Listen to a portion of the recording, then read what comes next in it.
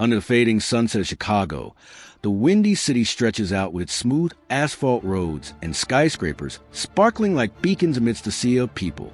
To the south side still holds onto its rough, authentic charm, with old red brick houses mingling with the sounds of honking cars and children playing on the sidewalks. But tonight, the atmosphere feels more peaceful than usual, as if the whole world is holding its breath, waiting for something to happen. In the sleek black Dodge Charger, James Hayes sat behind the wheel, his strong hands resting gently on the steering wheel. He was tall, broad-shouldered, with a chiseled face that bore the ruggedness of someone who had endured harsh days in the military. Beside him, his twin brother Jamal Hayes lounged in the passenger seat, one hand draped over the window, his eyes absent-mindedly gazing outside. They looked so much alike, with their deep brown eyes and the smirk they share when teasing each other. But anyone who knew them understood. James was fire, while Jamal was water. One burned bright, the other soothed. "Have you ever noticed how strange these neighborhoods are?" Jamal said, his voice deep but with a hint of mischief. "Every house looks just like the other. It's like someone hit Control plus C, and then Control plus V down the whole block." James sniffed and glanced at his younger brother. "It's probably because Maya likes it that way. She said this Winnetka area is safe, and if it's safe, it has to be pretty calm, right?" Jamal chuckled softly and shook his head. "Safe? Not for us. What do you think they'll think when they see two black guys driving a Charger through here at sunset? Oh, it's probably just two brothers visiting their sister, right?" James tightened his grip on the steering wheel, his eyes flashing with a cold intensity. "Let them think what they want. I didn't do anything wrong, Jamal." "Yeah, you're right," Jamal replied, his voice softening as he tried to soothe his brother. "But you know that logic doesn't always win, right?" Silence enveloped the two of them. The steady hum of the Charger's engine blended with the warm glow of the streetlights beginning to illuminate Sheridan Road. The Winnetka neighborhood, an affluent suburb north of Chicago, unfolded before them with its neatly trimmed lawns, pristine white fences, and multi-million-dollar mansions. This was the place their sister, Maya Hayes, had chosen to build her life as a successful lawyer, someone who had risen from the South Side to claim her place among the elite.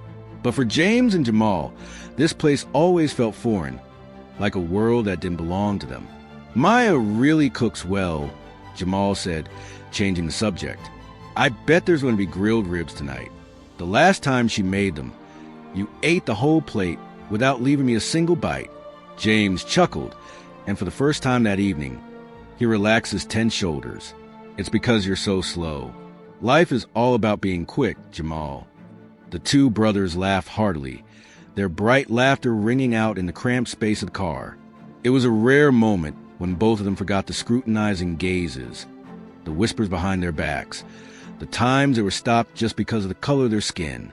They were twin brothers, growing up together in the alleys of the South Side, where their mother once held them tightly and whispered, "You two are everything to me." They had faced tough days together, learning how to survive in a world that always looked at them with suspicion. And now, as James had become a former Delta Force operator with scars both inside and out, while Jamal chose a simpler path with a job fixing cars, they remained two pieces of an inseparable puzzle.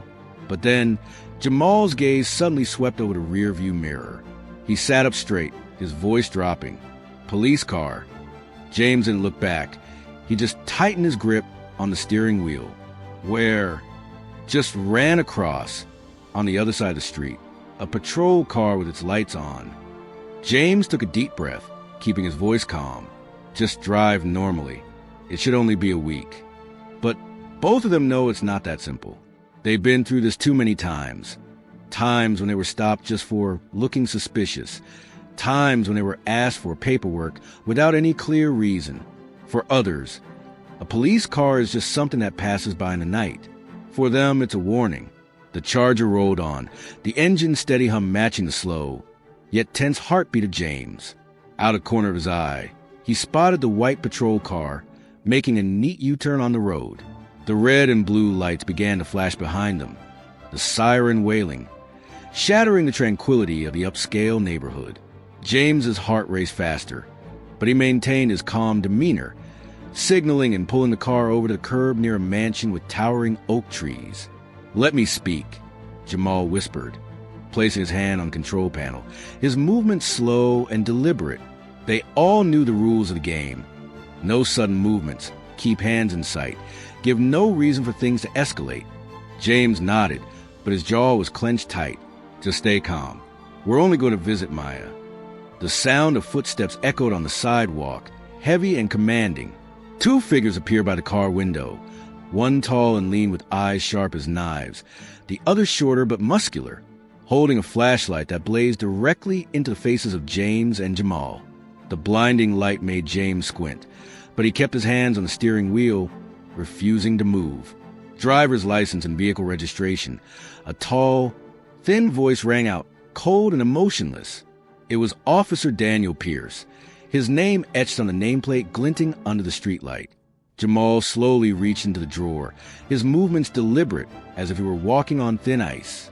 "The papers are here," he said, his voice steady, keeping his gaze on Pierce to maintain control of the situation.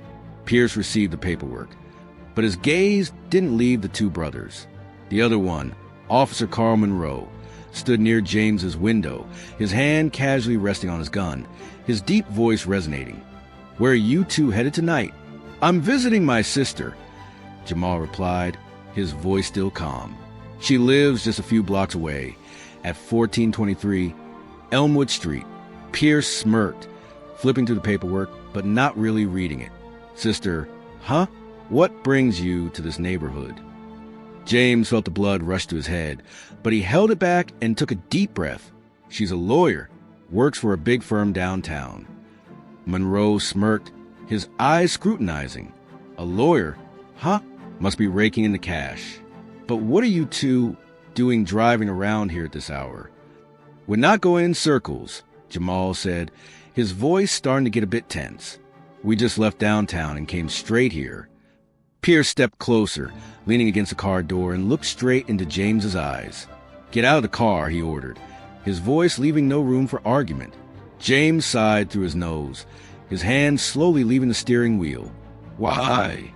"Because I said so," Pierce replied, his hand already resting on the gun holster. Jamal glanced over at James, his eyes warning. "James, don't." But the air had thickened. The storm was coming, and no one could stop it. The Dodge Charger stood still on the side of Elmwood Street, the red and blue lights from the police car flashing like a heartbeat of a beast waking up. The night wind swept through Winnetka, carrying a bone-chilling cold that gently rustled the oak leaves lining the peaceful street. But inside the cramped car, the air was thick and suffocating. James Hayes sat frozen, his hand still gripping the steering wheel, his eyes locked on the blinding flashlight of Officer Carl Monroe.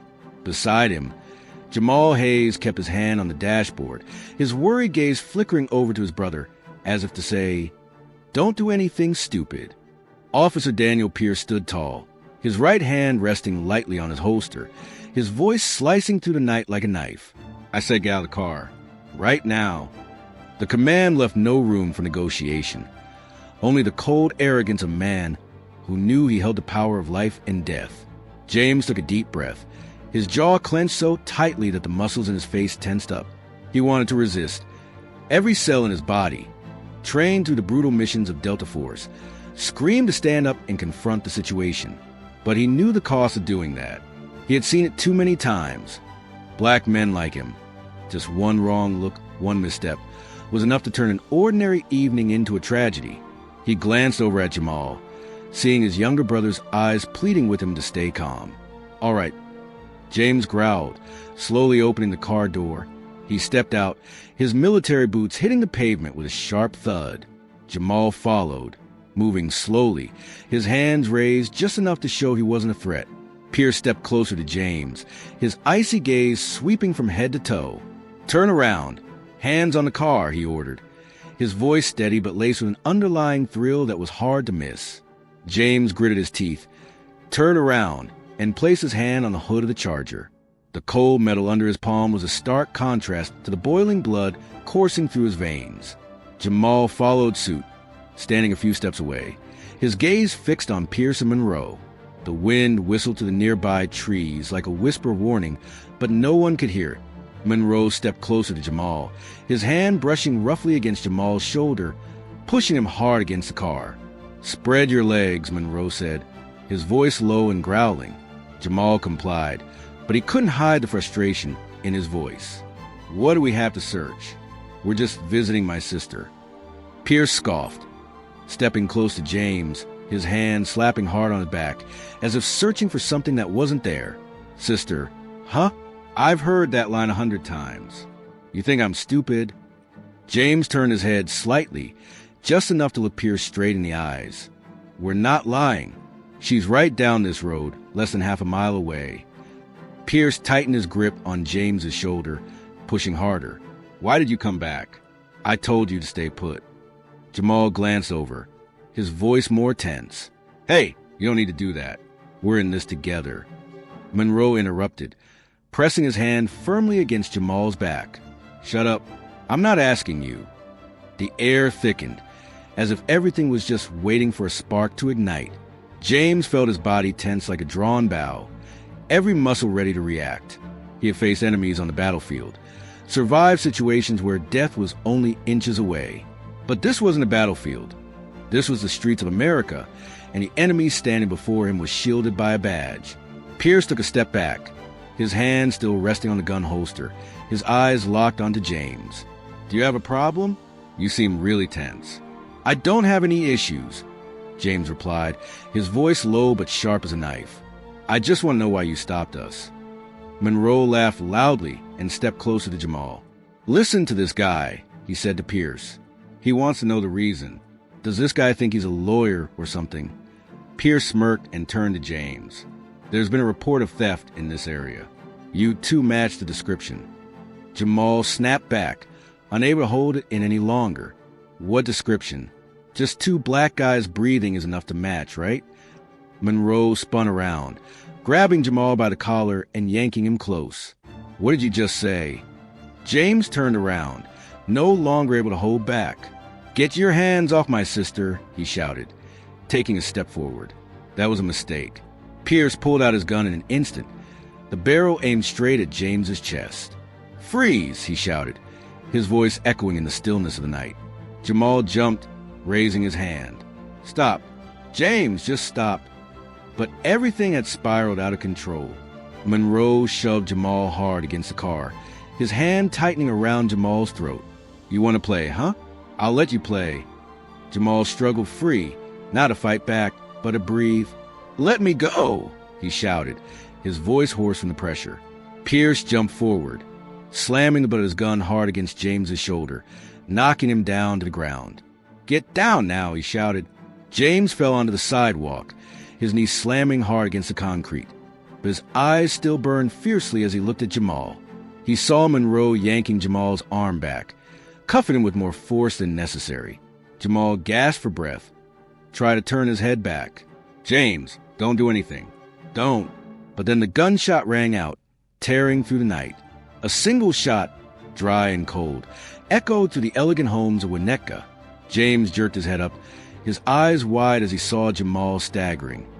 Clutching his chest, dark red blood spreading across his shirt.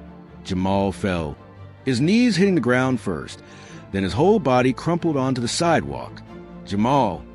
James shouted, his voice breaking, shattering the silence. He rushed forward, disregarding the gun Pierce still aimed at him. He knelt beside his brother, trembling as he wrapped his arms around Jamal, warm blood seeping through his fingers. Monroe stood there, gun still in hand, breathing heavily. It was going to attack me," he shouted, his voice trembling as if he were trying to convince himself. James couldn't hear anything. All he could see was Jamal, his brother's eyes fading, his breath coming in weak, ragged gasps. "Don't, Jamal, don't go," James whispered, pressing his hand tightly against the wound, as if he could hold on to life with sheer willpower. "Save him. Call an ambulance now," he shouted at Pierce. But Pierce just stood there, gun lowered, his gaze icy. He resisted. We had no choice. Jamal grasped James's hand, his weak fingers tightening one last time. "James," he whispered, his voice barely audible. Don't let them get away. Then the light in Jamal's eyes went out. James felt his heart stop, as if the whole world around him was collapsing. He let out a roar, a scream from deep within his chest, as Jamal's body lay motionless on the cold pavement. Monroe stepped back, his hands trembling as he put the gun away. Pierce turned away, his voice disturbingly calm. Call for backup.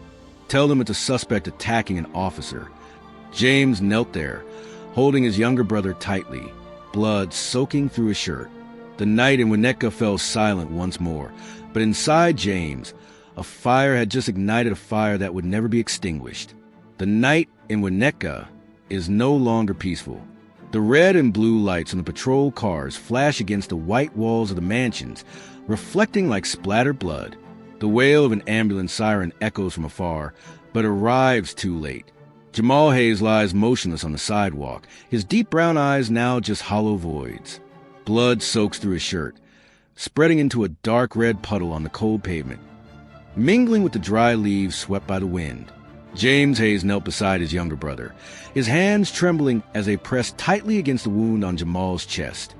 Even though he knew there was no hope left, his breath came in ragged gasps, as if he were losing his own life along with Jamal.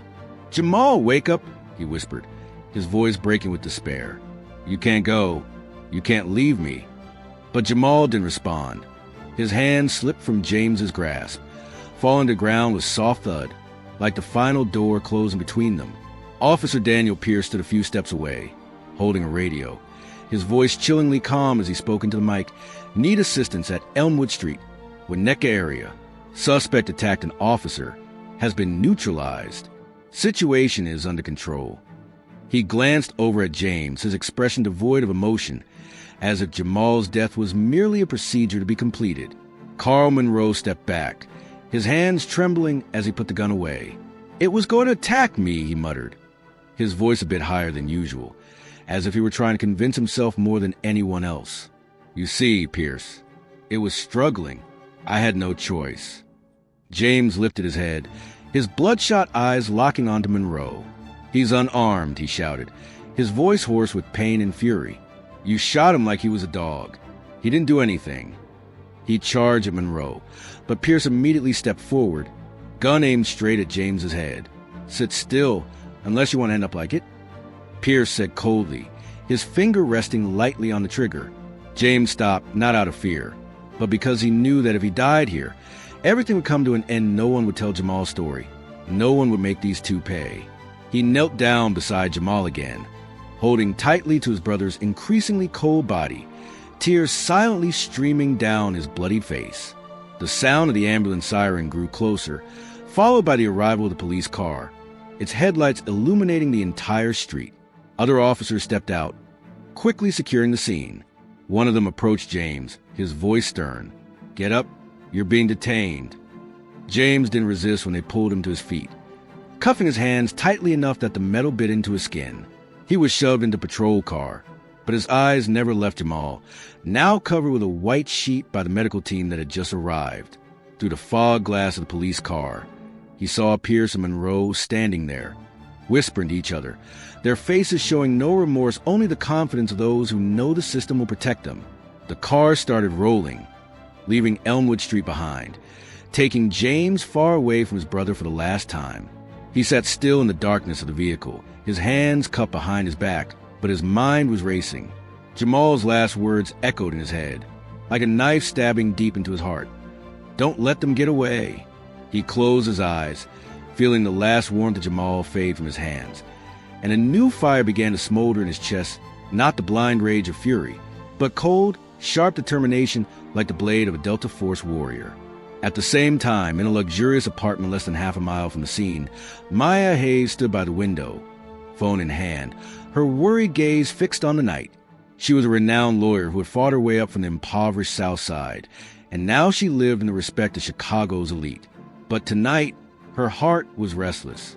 James and Jamal were supposed to have arrived 20 minutes ago for the dinner of barbecue ribs she had prepared, which were now growing cold on the table.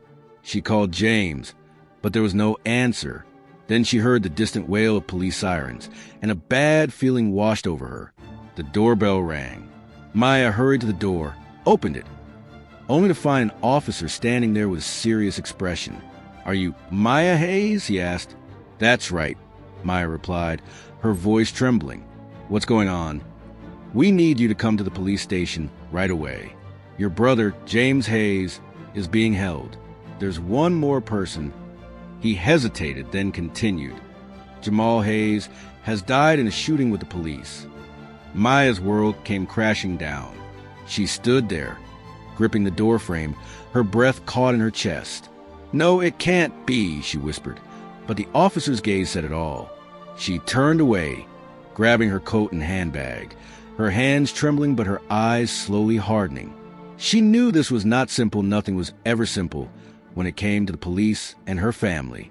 In the police car, James opened his eyes, gazing out the window as the city lights flashed by. He was no longer the James Hayes of just a few hours ago, the cheerful older brother, the former special ops guy who always kept everything under control. Now, he was a man who had lost half of his soul, and Jamal's vow echoed in every beat of his heart. "Don't let them get away," he whispered to himself, his voice so low that only he could hear it.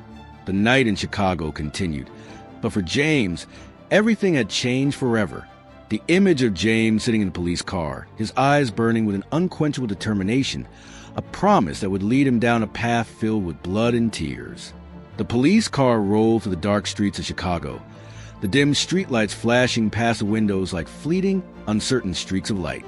James Hayes sat silently in the back seat, his hands tightly cupped behind him, his wrists burning from a metal rubbing against his skin. But he didn't feel pain. Nothing to compare to the agony tearing through his chest. The image of Jamal lying on the sidewalk in Winnetka, blood pooling beneath the red and blue lights, kept replaying in his mind like a film that would never stop. Jamal's eyes, once bright with life, were now just a cold memory. The radio in the police car crackled, and a voice from an officer came through the speaker. "Take the suspect to the North Precinct. Prepare to report on the shooting at Elmwood. The second suspect has been taken down. The situation is under control." James gritted his teeth, his jaw clenched so tight that the muscles in his face were taut. Suspect. They referred to Jamal like that, as if his brother was a threat, a menace to be eradicated. Instead of sibling, a son, a man just wanted to live in peace. He closed his eyes, trying to hold back the tears that were threatening to spill over. He couldn't cry, not now. Not in front of the people who had cuffed him, who had pulled the trigger and killed Jamal. He recalled his brother's last words. "Don't let them get away." It wasn't just a plea. It was a vow, a command that Jamal entrusted to him in his final breath. James took a deep breath, letting the cold air fill his lungs, soothing the fire that burned within him. He couldn't let them get away, not Daniel Pierce, not Carl Monroe, not the system that had enabled him for so many years. The car came to a stop in front of the police station in North Chicago, a dreary gray building with windows dimly lit by fluorescent lights. The door swung open, and James was yanked out, his army boots hitting the concrete with a sharp thud. He was shoved down the hallway, the harsh white light making him squint, the smell of stale coffee and sweat wafting up his nose. They brought him into the holding room, cuffed him to a cold metal table, and then walked away without saying a word. James sat there, his head bowed low, his eyes glued to the scratches on the table. He could hear footsteps, the whispers of officers outside, but it all felt like white noise. In his mind, there was only Jamal's voice, weak yet clear. "Don't let them get away." He clenched his fists, his nails digging deep into his palms until they bled, but he didn't care. Physical pain was nothing compared to the agony of losing half his soul. The door to the room swung open, and Maya Hayes stepped inside. She wore a long black coat, her high heels clicking sharply against the tile floor. Her face was set in a mask of pain, but her brown eyes, just like James and Jamal's, burned with an unquenchable fire. She looked at James, taking in the bruises on his face, the dry blood on his hands, and the furious red of his eyes. She didn't say anything right away. She just pulled out a chair and sat down across from him, her hands resting on the table as if she longed to reach out to her brother. "James," she called, her voice deep yet steady, like an anchor keeping him from drifting away in the storm of emotions. James looked up at her. "They killed Jamal, Maya," he whispered, his voice thick with emotion. They shot him right in front of me. He didn't do anything." Maya took a deep breath, her hands clenched into fists. "I know," she said, her voice trembling but unyielding. "I just came from the scene. They say it attacked us, but I don't believe a word of it." James scoffed, a bitter laugh that held no joy. "Let them say whatever they want, Maya. They have badges, guns, and a whole system backing them up. Meanwhile, Jamal is lying dead in the street like an animal." Maya leaned forward, her gaze locked onto James's eyes. "I'm not going to let this slide," she said, her voice sharp as a knife. "I'm a lawyer. I know how to fight them. I'm going to bring this to light, James." James looked at her, seeing the determination in her eyes, but he couldn't share that belief. "The system doesn't care, Maya," he said, his voice dropping. "You know that. They'll cover this up just like they always do. Pierce and Monroe will get away with it, and Jamal will be forgotten." Maya shook her head, her hand gripping James's through the handcuff. "Not if I'm still breathing," she said firmly. "I've called a judge. I'm in the process of getting you out tonight. After that, I'll fight to the bitter end." James fell silent, looking at his sister's hand in his. He wanted to believe that Maya was always the strongest of the three siblings, the one who had pulled him up from the south side, the one who never gave up. But deep down, something had shifted within him. Jamal's vow was not just a promise. It was a fire, and James knew he couldn't wait for Maya's slow-moving system to deliver justice. "All right," he said, his voice low but firm. "You do it your way, but I won't just sit back and watch." Maya looked at him, her eyes flashing with a hint of worry. "James, what are you planning to do?" He didn't answer right away, just gazed out into the empty space behind her, where the fluorescent lights flickered weakly. "I'll do what needs to be done," he whispered, his voice like an irrevocable declaration. Maya intended to say something, but then she stopped. She knew James understood his stubbornness, knew the fire inside him had ignited from Jamal's death. She stood up, holding his hand tightly for one last moment before letting go. "I'll get you out of here," she said. "After that, we'll talk." James nodded, but deep down, that conversation no longer mattered to him. When the door closed behind Maya, he shut his eyes, letting the darkness envelop him. Jamal's vow echoed once more, clear and sharp.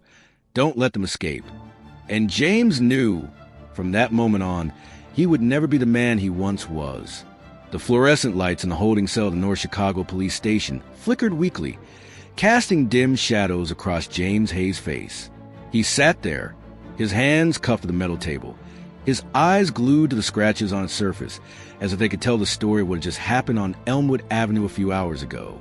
The sound of Maya Hayes' footsteps still echoed in his mind, the sharp click of her high heels, her promise that she would get him out of here, that she would fight for justice for Jamal. But for James, that promise felt like a refreshing breeze, soothing yet not enough to extinguish the smoldering fire burning deep in his chest. The night stretched on endlessly, and in the suffocating silence of the room, memories surged like crashing waves. James closed his eyes, let his mind drift back to the old days when he was a Delta Force operator, one of the most elite soldiers in the U.S. military. He recalled the scorching sun in the Iraqi desert, where he had lain in wait for hours on a crumbling rooftop, his eyes glued to the sniper scope, waiting for the target. He remembered the blast of an improvised explosive device going off less than 50 yards away, dirt flying everywhere. Yet his finger remained steady on the trigger. Delta Force had forged him into a machine, not just muscle, but willpower, precision, and the ability to survive in situations where others would give up. James never talked much about those years, not even with Jamal or Maya. For him, it was a part of the past, a chapter he had closed when he returned to Chicago, took off his uniform, and tried to build a normal life. But now, sitting in the cell, he felt those skills awakening, like a beast trapped for too long, growling for release. He had sworn he would never let blood stain his hands again, not after what he'd seen in the Middle East. But Jamal's death changed everything. He opened his eyes and looked down at his handcuffed wrists. His fingers, rough and callous from pulling triggers and crawling over rocks, were now stained with the dry blood of Jamal. He could still feel the warmth of his brother on his hands, even though it had long since turned cold. "Don't let them get away," Jamal had said, and those words were not just a plea. They were a command, a fire igniting in James's soul, burning away every argument, every restraint he had ever known. The door to the room swung open, pulling James out of his thoughts. A tall officer stepped in, his face expressionless, holding a stack of papers. "James Hayes," he said, his voice flat as if reading from a list. "You are being detained on suspicion of assaulting a law enforcement officer. Your lawyer is in the process of securing your bail, but don't think you're getting out of this easily." James didn't respond, just stared straight into the officer's eyes, his gaze so sharp it made the man hesitate for a moment. He knew what they were doing, buying time, fabricating accusations to keep him under control, while Pierce and Monroe outside were rewriting the story in their own way. The officer smirked, turned away, but before closing the door, he tossed back a parting shot. "Your little brother brought this trouble on himself. You should know better than to stir things up." The door slammed shut, and James felt the blood rush to his head. He clenched his fists, the handcuffs clinking on the table. "You brought this on yourself," he muttered, his voice low and growling. Jamal, the guy who always joked around, always tried to calm him down, always believed that life could be better, didn't deserve to be shot down the street like an animal. But to Pierce and Monroe, to this whole system, Jamal was just another name on a list, a problem to be dealt with and then forgotten. He remembered a night a few months ago when he and Jamal were sitting on the couch in his small apartment in South Side. Jamal was holding a can of beer, grinning from ear to ear as he recounted a story about a customer at the auto shop who tried to haggle over an old tire. "I told him, if you want to drive, you got to pay up or you can push the damn car home," Jamal said, and they both burst out laughing. That night, James thought their lives were finally, okay, not wealthy, not perfect, but enough to have each other. Now, that memory only made his heart ache even more. James bowed his head, taking a deep breath to hold back the rising anger. He couldn't let his emotions take control, not now. Delta Force had taught him that emotions are the greatest enemy in combat. He needed to be cold, precise, and above all, have a plan. Pierce and Monroe might think they had won, that they could kill Jamal and walk away unpunished. But they didn't know who James was. They didn't know he had been trained to hunt, to survive, to turn enemies into prey. Footsteps echoed in the hallway, softer than before. The door opened once more, and Maya stepped inside, holding a stack of papers, her face tense but her eyes shining with determination. "I've finished the paperwork," she said, her voice firm. "You'll be out of here in an hour." James looked at her and nodded slowly. "Thank you, Maya." She sat down, placing her hands on the table, her gaze scrutinizing him. "James, I know what you're thinking, but listen to me. Let me handle this my way.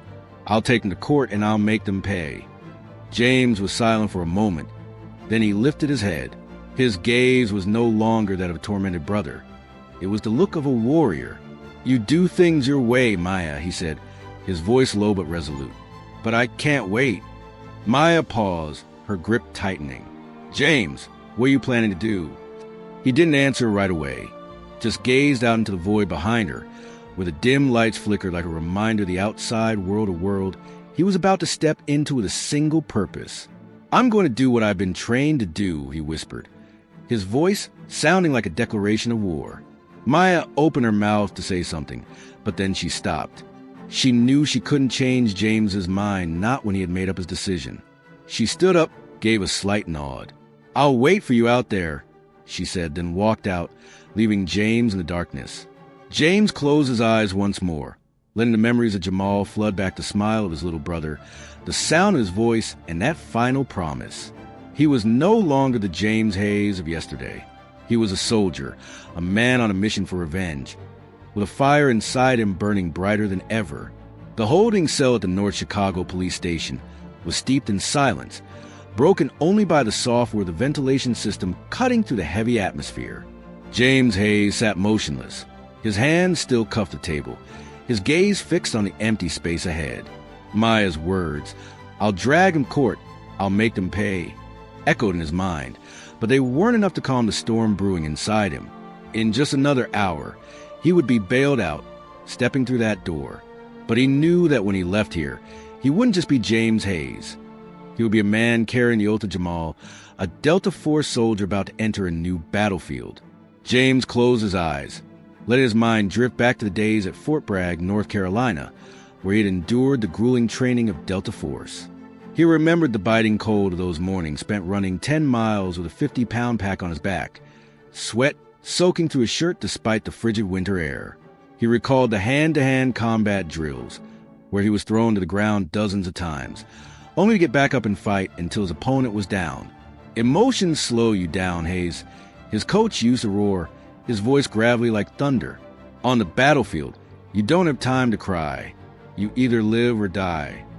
James had learned to lock away his feelings, turn them into weapons, and now he needed that skill more than ever. He opened his eyes and looked down at his hands. The tiny scars on his fingertips told the story of the times he punched a heavy bag until his hands bled, of the times he broke his enemy's bones with his bare hands during secret missions that even Maya and Jamal would never know about. He had once been a killing machine, not because he craved blood, but because it was the only way to survive. When he returned to Chicago, he tried to bury that part of himself, striving to be a brother, a regular man. But Jamal's death had unearthed it from the ashes, and now the beast was growling in his chest. James recalled a mission in Afghanistan 6 years ago. His team was ambushed in a narrow valley, 20 miles south of the base. Bullets whizzed over his head like rain, and teammates fell beside him. But he remained calm, using his knife to take down an enemy shooter in the darkness, then pulling his injured captain out of the line of fire. He survived thanks to his coolness, his ability to turn fear into strength. Now, he needed that same coolness to face Pierce and Monroe, not on the desert battlefield, but right on the streets of Chicago, where the enemy wore badges instead of uniforms. The door to the cell swung open again, and an officer stepped in, holding a set of handcuff keys. "You're free to go," he said, his tone brusque. "Your lawyer worked fast." He unlocked the cuffs, and James felt the weight lift from his wrists, but the heaviness in his heart remained unchanged. He stood up, rubbing his wrists, his cold gaze fixed on the officer until he turned away without saying another word. James stepped out into the hallway, the harsh fluorescent lights making him squint. Maya was waiting at the end of the hall, arms crossed, her eyes red but her face as tough as steel. She walked over and placed a hand on his shoulder. "Let's go," she said, her voice low but firm. "Home with me." They left the police station, stepping out into the Chicago night. The cold wind blew through, carrying the smell of exhaust and distant sirens. James paused at the curb, looking up at the pitch-black sky, devoid of stars. Maya stood beside him, silent for a moment before speaking. "James, I know you're hurting. I'm hurting too, but you have to let me handle this. I'll find the evidence. I'll take them to court." James turned to her, his eyes darkening. "What do you think the evidence will change, Maya? They have an entire system backing them up. Pierce and Monroe will stand in front of the cameras, saying they fear for their lives, and everyone will believe them. Jamal will just be another name wiped off the map." Maya tightened her grip on his hand, her voice trembling with anger. "I won't let that happen. I'm a lawyer, James. I know how to fight them. I've called a few journalists, human rights lawyers. I'm going to make this whole city pay attention." James looked at her, seeing the fire in her eyes, the same fire he had seen when Maya fought to get into law school to escape the poverty of the South Side. He respected her for that, but he no longer believed in the system she placed her faith in. "You do things your way," he said, his voice low but sharp. "But I can't wait, Maya. I can't let them live in peace after what they've done." Maya froze, her eyes flashing with worry. "James, what are you talking about? What are you planning to do?" He didn't answer right away. He just turned his face away, staring out at the dark road ahead. In his mind, the image of Jamal falling onto the sidewalk in Winnetka was crystal clear, the sound of gunfire, his own screams, and the fading eyes of his little brother. "I was trained to protect the ones I love," he whispered, his voice like a vow. "I failed Jamal once. I won't fail again." Maya grabbed his arm, pulling him back to face her. "James, listen to me. If you do something stupid, you'll lose everything. You'll become the person they want you to be, a criminal, an excuse to them to keep doing things like this." James looked deep into her eyes, and for the first time that night, he let a hint of emotion show not anger, but pain. "I've lost everything, Maya," he said, his voice hoarse. "Jamal was half of me. They took that away, and I'm going to make them pay." Maya let go of his hand. Taking a step back, her eyes filled with helplessness. She knew she couldn't stop James. Not when he had made up his mind. Not when the fire inside him burned so fiercely. "I can't lose you again," she whispered, her voice breaking. James nodded slightly, a silent promise that he wouldn't let her completely lose him. But he knew that the path he had chosen had no way back. He turned and walked toward Maya's car parked nearby. But deep down, he was no longer the James Hayes of yesterday. He was a Delta IV soldier, and the fire beneath the ashes had now flared up into an unstoppable blaze. Maya Hayes' sedan rolled slowly along the suburban streets of Chicago, pulling away from the cold light of the North Precinct. The night was deep, the sky as black as a curtain draping over all hope. James sat in the passenger seat silent, his eyes gazing out the window where the houses grew sparse, giving way to dark voids. The steady hum of the engine couldn't erase the heaviness between him and Maya. She drove, gripping the steering wheel tightly, her eyes red, but still trying to maintain a tough exterior. Her last words, "I can't lose you too," hung in the air, but James didn't respond. He couldn't promise what he knew he couldn't keep. Maya's apartment in Lincoln Park came into view, a red brick building with warm, bright windows, a place where James and Jamal had dined dozens of times, laughing and forgetting the tough days on the South Side. But tonight, as James stepped inside, everything felt different. The smell of barbecued ribs still lingered in the air, but the dining table was empty, the cold plates a chilling reminder of what had been lost. He stood in the living room, his military boots muddy, leaving smudges on the wooden floor from the dried blood of Jamal. Maya closed the door and turned to look at him, her eyes filled with helplessness. "Sit down," she said, her voice soft yet carrying a hint of authority. "You need to rest." James stood still, hands shoved in his pockets, his eyes fixed on the empty sofa where Jamal used to sit. He remembered how Jamal would sprawl out, legs draped over the armrest, grinning widely as he teased him for eating too many ribs. Now, the couch was vacant, and that emptiness felt like a knife stabbing deep into his heart. "I can't rest, Maya," he said, his voice low and almost a whisper. "Not while they're still out there." Maya stepped forward, placing her hand on his shoulder, trying to pull him back from the abyss she knew he was falling into. "James, listen to me. I've contacted a reporter from the Chicago Tribune. I'm going to request an internal investigation into Pierce and Monroe. I have connections at the courthouse, and I'll make sure they can't cover this up." James turned his head, looking straight into her eyes. "Do you think that's enough?" he asked, his voice icy. "Do you think a few articles, a few court hearings will bring Jamal back? Or make them feel even for a second the pain I'm feeling?" Maya let go, taking a step back, her eyes shining with pain. "I'm not saying it's going to be easy," she replied, her voice trembling. "But this is the only way for us to win, James. If you rush in and do something stupid, you'll lose everything, and Jamal still won't get justice." James scoffed, a bitter laugh that held no joy. "Justice," he repeated, as if the word was a joke. "Have you seen what justice did for Jamal, Maya? He's lying dead in the street, while Pierce and Monroe are somewhere drinking beer, laughing and talking about how easily they got away with it." Maya clenched her fist, her nails digging into her palm. "I know this system is corrupt," she said through gritted teeth. "I've been fighting it my whole life. But I'm not giving up, and you can't give up either." James shook his head, walked over to the window, and looked out at the quiet street below. He saw the streetlights flickering, the darkness stretching out like an invitation. "I'm not giving up," he said, his voice low but resolute. "I'm just choosing a different way to fight." Maya stepped forward, grabbed his arm, and turned him to face her. "James, what are you talking about? What are you planning to do?" He looked at her, and this time there was no hesitation in his gaze. "I was trained to protect my family," he said, his voice like a vow. "I let Jamal die. I won't let Pierce and Monroe live without paying the price." Maya opened her eyes wide, her breath catching in her throat. "James, you can't," she whispered, but her words were cut off as James shook his head. "I have to," he said, his voice now as cold as ice.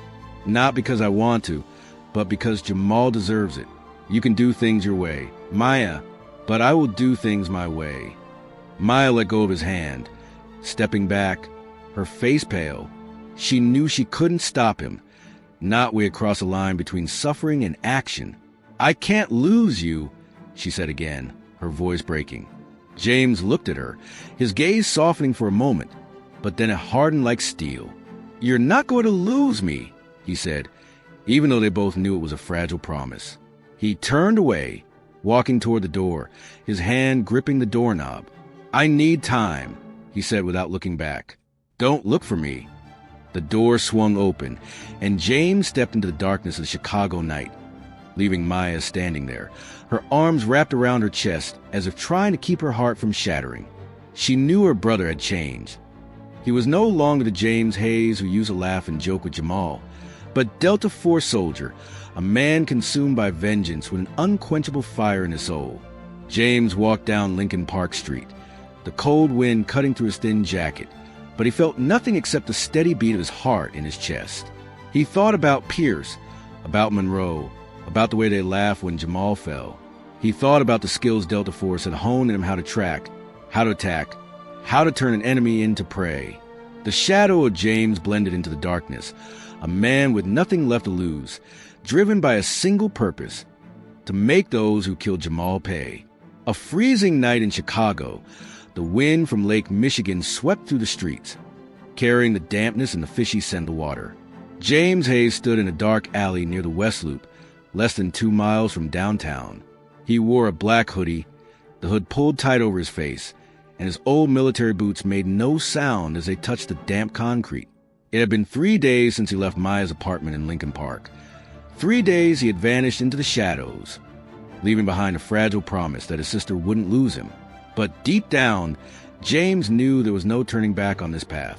He had spent every hour planning, using the Delta Force skills that had helped him survive the most dangerous missions. Carl Monroe, the man who pulled the trigger and killed Jamal, would be the first target. James wasn't in a rush. He knew that haste was the enemy of the hunter, and he was no longer a blind, angry guy. He was a warrior, and this battle would be fought his way, cold, precise, and relentless. James had been watching Monroe since day one. He knew Monroe lived alone in a small apartment in the Humboldt Park area, about 3 miles north of the police station. He knew Monroe often stopped by a bar called Rusty Anchor after his shift, a bustling spot filled with cops and working-class folks, located on Division Street. He had stood in the shadows outside that bar for 2 nights in a row, observing Monroe from a distance, the way he laughed and chatted with his colleagues, raising his whiskey glass as if nothing had happened, as if Jamal's death was just another ordinary day at work. Each smile from Monroe felt like a knife stabbing James's heart, but he remained silent, waiting for the right moment. Tonight is the 3rd night, and James is ready. He stands in the alley across from the Rusty Anchor, about 50 yards from the entrance, hiding behind a large trash can. The bar's neon lights flicker, illuminating the tired faces stepping out from the old wooden door. James checks his watch. 11:45 p.m. Monroe usually leaves the bar around midnight, a bit tipsy, but still sober enough to drive home. James has watched long enough to know that the guy parks in a lot about 100 feet from the bar, a hidden corner, without security cameras, a mistake that Monroe will soon pay for. The bar door swung open and Monroe stepped out, his gait a bit unsteady, but still confident. He wore an old leather jacket, hands shoved in his pockets, whistling a tune that fell out of place in the dark night. James held his breath, his eyes locked on the target. He felt his heartbeat slow down, just like it used to before each sniper shot in Iraq. This wasn't his first time hunting, but this time, the prey wasn't a distant enemy. It was the one who had stolen half of his soul. Monroe walked past the alley, less than 20 feet away from James. James stepped out, deliberately letting the sound of his shoes hit the ground a small noise, but enough to make Monroe turn his head.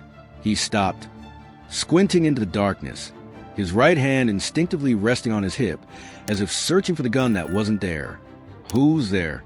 Monroe called, his voice slightly hoarse from the alcohol. James didn't respond right away. He just walked slowly forward, letting the dim streetlight shine on his face. Monroe frowned, then his eyes widened in realization. "You!" he whispered, his voice trailing off. "Hayes!" "Carl Monroe," James said, his voice low but sharp as a knife. "You remember me, huh?" Monroe took a step back, raising his hand as if to calm things down. "Hey, take it easy, Hayes. I don't want any trouble. That's all in the past." James stepped forward, his eyes blazing in the darkness. "Is it all over now that you shot my brother dead in the street like a dog?" He paused, standing 5 feet from Monroe, his hands relaxed but his body tense as a bowstring. "Do you think you can just walk away like nothing happened?" Monroe smirked, trying to regain his confidence. "What do you want, Hayes? Do you want me to apologize? Your brother brought this on himself. He resisted, and I had to do my job." The words were like throwing gasoline on a fire. James charged forward, quick as lightning, grabbing Monroe by the collar and slamming him against the brick wall of the alley.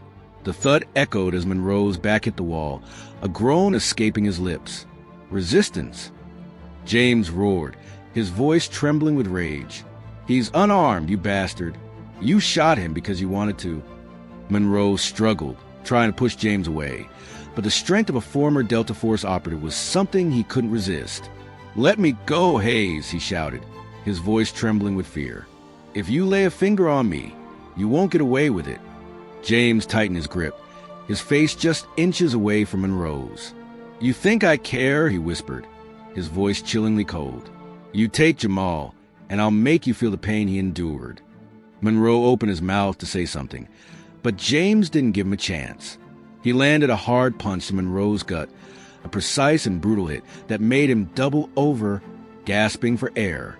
James yanked him upright and slammed his head against the wall once more, blood starting to trickle down Monroe's face from his forehead. "Did you hear it begging?" James growled. "Did you see it fighting for its life?" Monroe gasped for breath, his eyes wide with panic.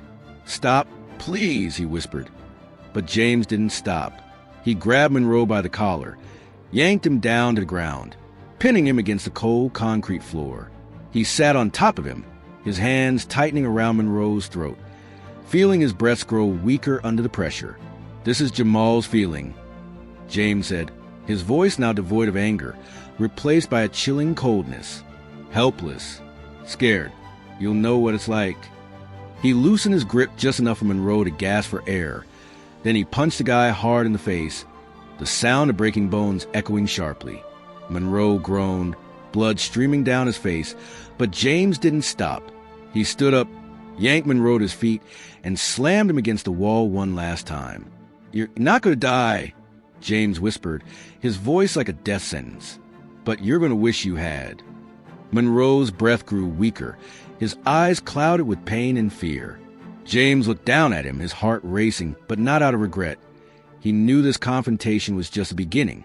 The alley near the rusty anchor bar was shrouded in darkness, with only the faint glow of distant neon lights casting shadows on the stained brick walls.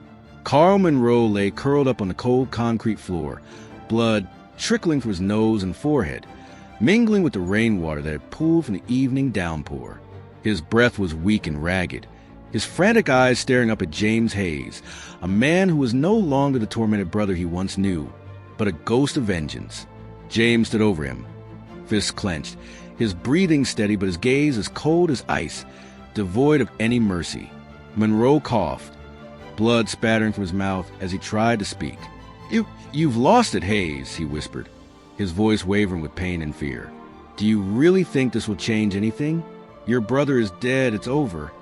James leaned down, grabbing Monroe by the collar and pulling him close, their faces just inches apart. In the deep brown eyes of James, Monroe saw something more terrifying than death itself, an unwavering determination. "You're wrong," James growled, his voice low but sharp as a knife. "This isn't over. It will never be over until you and Pierce feel what Jamal has endured." Monroe struggled, but his strength was gone.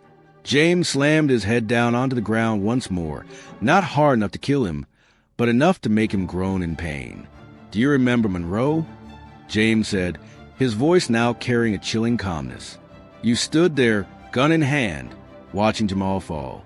You laughed, you bastard. I heard you laughing over my screams. Monroe weakly shook his head, blood streaming down into his eyes. I don't, he stammered. But James didn't give him a chance to justify himself. He landed a powerful punch to Monroe's face, the blow connecting squarely with his jaw, causing him to stagger to the side, groaning like a wounded animal. James stood up, wiped his hands on his hoodie, his gaze fixed on Monroe. He didn't want to kill the guy, not because he didn't deserve it, but because death was too easy. He wanted Monroe to live, to carry this pain for the rest of his life, as a constant reminder of the price of what he had done. Delta Force had taught him how to destroy an enemy not just with brute force, but with precision, and James had a plan. He knelt beside Monroe, gripping the guy's wrist tightly. "Have you ever heard of the spinal cord?" James whispered, his voice almost reverent. "Just one well-placed hit, and you'll never get up again. Not dead, but not really living either, just like the people you trampled underfoot." Monroe's eyes flew open, panic flooding his face. "No, please, Hayes," he begged, his voice trembling. "Don't do this. I'm sorry. James tilted his head, looking at the guy with a completely emotionless gaze. "Sorry," he repeated, his voice now laced with a cold contempt. "Did you apologize to Jamal when he begged you? When he was lying on the street, blood all over my hands? Did you say you were sorry?" Monroe didn't respond, only groaning, tears mingling with blood on his face. James didn't wait any longer. He pulled Monroe onto his back, his hands moving with the precision of a former Delta Force operative. He found the exact spot just below the guy's neck, where the vertebrae connected to the spinal cord. He had learned this at Fort Bragg during close combat training. A well-placed strike could sever all signals from the brain to the body without killing the target. That's what he wanted Monroe to live, but feeling helpless, just like Jamal in those final moments. "This is for Jamal," James whispered. Then he delivered a quick, powerful, and precise strike to Monroe's neck. A small crack echoed, not loud, but enough to startle Monroe, his body twitching for a moment before going completely still. He opened his mouth, but no sound came out, only a gasp for breath and wide eyes filled with terror. James stood up, looking down at Monroe. The guy was still breathing, still alive, but his legs were motionless. His arms lay still as if they were dead. He tried to move, tried to scream, but nothing came out except for weak moans. James leaned down one last time, bringing his ear close to him. "You will live," he said, his voice low like a curse. "But you will live like this, helpless, terrified, never able to forget what I've done to you." Monroe moaned, his eyes filled with tears, but James didn't care. He stood tall, turned his back, and walked out of the alley with the calmness of someone who had just completed a mission. The wind howled through, carrying the scent of blood and the heavy silence of Chicago night. He didn't look back. There was no need to. Monroe was now just a living corpse, a warning of what was to come for Daniel Pierce. James walked down Division Street, blending into the darkness, his mind drifting back to that moment on Elmwood. He saw Jamal fall, heard his own scream, felt the warm blood of his brother on his hands. But now, he was no longer trembling. That last blow wasn't just punishment for Monroe. It was a declaration that James Hayes was no longer a victim. He was a predator. And this hunt had only just begun. As he turned into another alley, the distant wail of a police siren echoed. Perhaps someone had spotted Monroe. James wasn't in a hurry. He had calculated everything. No cameras, no witnesses, no traces. Delta Force had taught him how to vanish, and he had done it flawlessly. He pulled his hoodie down lower, stepping further into the darkness, his heartbeat now steady like a machine. In his mind, Jamal's voice echoed once more, "Don't let them get away." James pressed his lips together, a faint smile flickering across his face, not one of joy, but of cold satisfaction. "I'm not letting them get away, Jamal," he whispered to himself. "One's done. Just one more to go." The night in Chicago continued to drag on, but for James, time had lost all meaning. He had crossed the line, and the path ahead was stained with blood and the justice that he would take into his own hands. The darkness of Chicago swallowed James Hayes as he left the alley near the Rusty Anchor. leaving Carl Monroe lying there, not dead, but not alive in any meaningful way. The wail of police sirens echoed from a distance, growing closer, but James remained unfazed. He walked with steady pace, his military boots quietly hitting the damp concrete, the black hoodie shrouding his face. Tonight, he had sent a message not with words, but with blood and bone. Monroe would never forget, and Daniel Pierce would soon understand that the death of Jamal Hayes was not something that could be buried under lies. James turned onto a small street near the West Loop, about half a mile from the scene. He stopped beside a closed convenience store, huddling in the shadows of the awning, and checked his watch. 12:30 a.m. He knew the police would soon cordon off the area around Rusty Anchor, but he had planned for everything. There were no security cameras in that alley, and no witnesses had seen him leave. Delta Force had taught him how to vanish, and he had executed it flawlessly. But he also knew that taking down Monroe wasn't the end, it was just the first step in the war he had declared. He took a deep breath, letting the cold air fill his lungs, soothing the adrenaline still coursing through his veins. In his mind, the image of Jamal was crystal clear, his brother's smile, his gentle voice, and then the fading light in his eyes as blood poured from his chest on Elmwood Street. "Don't let them get away," Jamal had said, and James felt that vow now woven into him, like a heartbeat, like a breath. Monroe had paid the price, but Pierce, standing there with his cold, unfeeling gaze, was giving orders and covering up everything that was still free. This couldn't go on any longer. James took a disposable phone out of his pocket, a cheap one bought with cash at a store in Southside. Untraceable. He had been studying Pierce for the past 3 days, watching him from a distance with the patience of a sniper. Pierce lived in a small house in the Edgewater neighborhood, about 5 miles north of downtown Chicago. He had no family, no wife, no kids, just a solitary life built on power and arrogance. James knew that Pierce usually came home late, sometimes stopping by a bar in Logan Square before driving back. But after the incident with Monroe, James anticipated that Pierce would be more cautious, and that's exactly what he wanted. He dialed the number, calling an old contact from his Delta Force days, a guy named Mike, who specialized in providing unconventional gear for those who wanted to stay off the radar. Mike's voice crackled through the speaker, rough and curt. "Who is this?" "The person needs what you have," James replied, his voice low but clear. "A GPS tracker, small and wireless. Deliver at the old meeting spot, 2 a.m. Mike chuckled on the phone. "You still know how to keep me up late, huh? All right, $500 cash." "Get ready," James said, then hung up. He didn't need to explain. Mike didn't ask, and James didn't share. The meeting spot was an abandoned warehouse near the Chicago River, 3 miles away. He had plenty of time to get there, grab the equipment, and kick off the plan for Pierce. James kept moving, walking through the narrow streets, steering clear of the streetlights and crowded areas. He thought about Maya, his sister, who was probably standing by the window of her apartment in Lincoln Park, anxious and helpless. He knew she was trying her own way, reaching out to press, contacting lawyers, but James had lost faith in that approach. The system had failed Jamal, and he wouldn't let it fail again. But he also knew that with each step he took further down this path, he was pushing Maya away, and that made his heart ache, even if just a little. When he arrived at the warehouse, it was nearly 2 a.m. Mike was there, a tall guy with silver hair and an old military jacket. He handed James a small metal box, inside which was a GPS device no bigger than a coin. "Attach it to the car, and it'll send a signal for 48 hours, Mike said, his voice flat. "Don't ask me where I got it." James nodded, stuffing the box into his bag.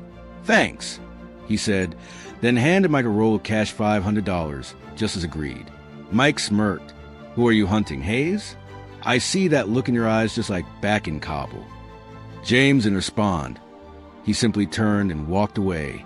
He didn't need to explain. No one needed to know except him and Jamal. As he left the warehouse, he felt his heartbeat quicken, not out of fear, but from the cold thrill of a predator closing in on its prey. The rain began to fall, tiny droplets landing on James's hoodie, soaking to the fabric. He walked another 2 miles to Edgewater, where Pierce's house sat quietly in the dark. Pierce's car, a black Ford Explorer, was parked in the driveway, about 20 feet from the house. James crouched behind a large oak tree, watching. No lights were on inside. No signs of life. Pierce was probably asleep or hiding in the fear that James hoped he was feeling. He moved quickly, crouching low, crossing the street in a matter of seconds. He knelt beside the rear wheel of the Explorer, attaching the GPS device under the vehicle, where it wouldn't be noticed unless someone was specifically looking for it. He checked one last time to ensure the device was working. The signal already sent to his phone. James stood up, stepping back into the shadows, his eyes fixed on Pierce's house. He imagined the guy inside, sleeping peacefully, unaware that a nightmare was creeping closer. The sound of the police siren echoed again, this time closer, probably from the West Loop where Monroe had been found. James knew his time was running short. The police would connect this case to him, and the hunt would begin. But he didn't care. He was ready to run, ready to disappear, as long as Pierce and Monroe paid the price. James turned around, stepping into the rain, his phone in hand, flashing a signal from Pierce's car. He whispered to himself, his voice low like a curse. "You're the next one, Pierce." The night in Chicago buzzed with the sound of rain and car horns, but in James's heart, there was only the silence of a predator getting ready for the final strike. The rain fell heavier in the Edgewater area, the droplets pounding against the hood of James Hayes' hoodie like tiny hammers. He stood in the shadows about 50 yards from Daniel Pierce's house, huddled behind an old oak tree, his eyes glued to the black Ford Explorer in the driveway. The GPS device he had attached to the vehicle was still flashing a signal on his disposable phone. Pierce hadn't left the house yet, but James knew he wouldn't stay put for long. The attack on Carl Monroe had surely reached Pierce's ears, and James wanted him to feel the lurking fear, just like Jamal had felt on Elmwood Street. He checked the clock, 3:15 a.m. The sound of police sirens from the West Loop was fading away, but the air in Chicago was now thick with an invisible tension. James knew the police would soon connect the Monroe case to him, a former Delta Force operative and the brother of the victim in the shooting in Winnetka. But he didn't care about being hunted. He had accepted this price the moment he stepped out of Maya's apartment, the moment Jamal's vow became the heartbeat within him. Suddenly, the lights in the Pierce house flickered on, a streak of orange-yellow cutting through the pouring rain. James held his breath, his grip tightening around the dagger hidden in his jacket, a gift from his Delta Force days, the sharp blade that had saved his life in Afghanistan. The front door swung open, and Pierce stepped out, his posture tense, a Glock 17 clutched in his hand, eyes scanning the dark street. He wore a heavy coat, but James could see the tremor in his movements not from the cold, but from fear. Pierce approached the Explorer, scanning the area around the vehicle with the wariness of a cornered animal. James smirked in the darkness, unaware that a GPS device had been installed, oblivious of the fact that every move he made was being tracked. Pierce opened the car door, tossed a small bag into the back seat, and climbed into the driver's seat. The engine roared to life, and the Explorer backed out of the driveway, turning south onto Sheridan Road. James moved immediately, sprinting through the parallel alleys, keeping a distance of 200 yards behind Pierce. The phone in his hand displayed Pierce's GPS signal heading towards Logan Square, probably to a familiar bar or a place where the guy felt safe. But James wasn't about to let him get there. He had planned for this moment on a deserted stretch of Fullerton Avenue, 2 miles away, where there were no streetlights, no houses, just darkness and opportunity. He accelerated, his muscles taut beneath his soaked shirt, his breath steady like a machine trained at Fort Bragg. He cut through a small park, leaped over a 4-foot fence, and reached Fullerton just before Pierce showed up. James crouched behind an old, abandoned truck, his eyes glued to the road. The headlights of the Explorer flickered in the distance, approaching at about 40 miles per hour. James took a deep breath, gripping his dagger tightly, his body poised like a leopard ready to pounce.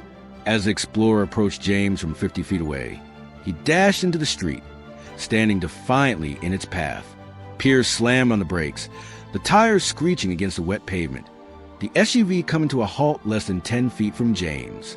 Through the windshield, James saw Pierce's face go pale, his eyes wide with shock and fear. He flung open the car door, stepping out with Glock raised, his hand trembling. "You!" Pierce shouted, his voice cracking. "I know it's you, Hayes. What did you do to Monroe?" James stepped forward, slowly, unafraid of the gun's muzzle. "Monroe is alive," he said, his voice low yet echoing in the downpour. "But he'll never get back up again. Just like Jamal, when you left him to die on the street." Pierce stepped back, gripping his gun tightly, but James could see the panic in his eyes. "You're crazy," Pierce growled. "You think you can mess with me and get away with it? The whole city is hunting you down." James smirked, his cold smile making Pierce freeze. "I don't need to escape," he said. "I just need you to pay the price." He lunged forward before Pierce could pull the trigger, his hand swinging the dagger in a horizontal slash, hitting the guy's wrist. The Glock fell to the ground, rolling away, and Pierce screamed as blood poured from the cut. James didn't stop. He punched Pierce hard in the face, the blow sending him crashing to ground, rain splattering everywhere. Pierce tried to crawl away, clutching his injured wrist, but James grabbed him by the collar and yanked him up. "Do you remember Pierce?" James roared, his voice trembling with rage. "You stood there, telling me to stay put while Jamal was dying. You think you're the king, huh?" Pierce gasped for breath, blood streaming from his nose. I had no choice," he stammered. "Your brother fought back."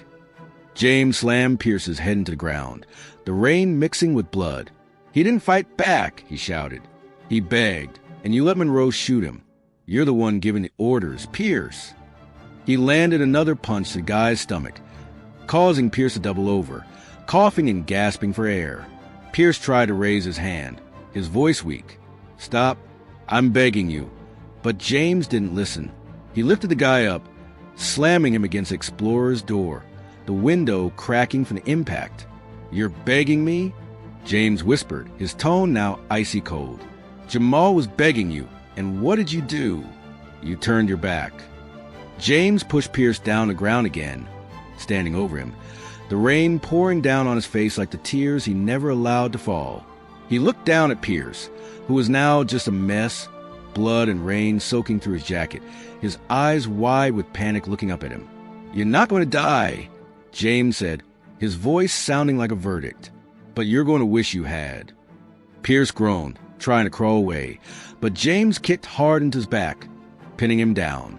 He knelt down, his hands searching for the right spot on Pierce's spine, just like he had done with Monroe.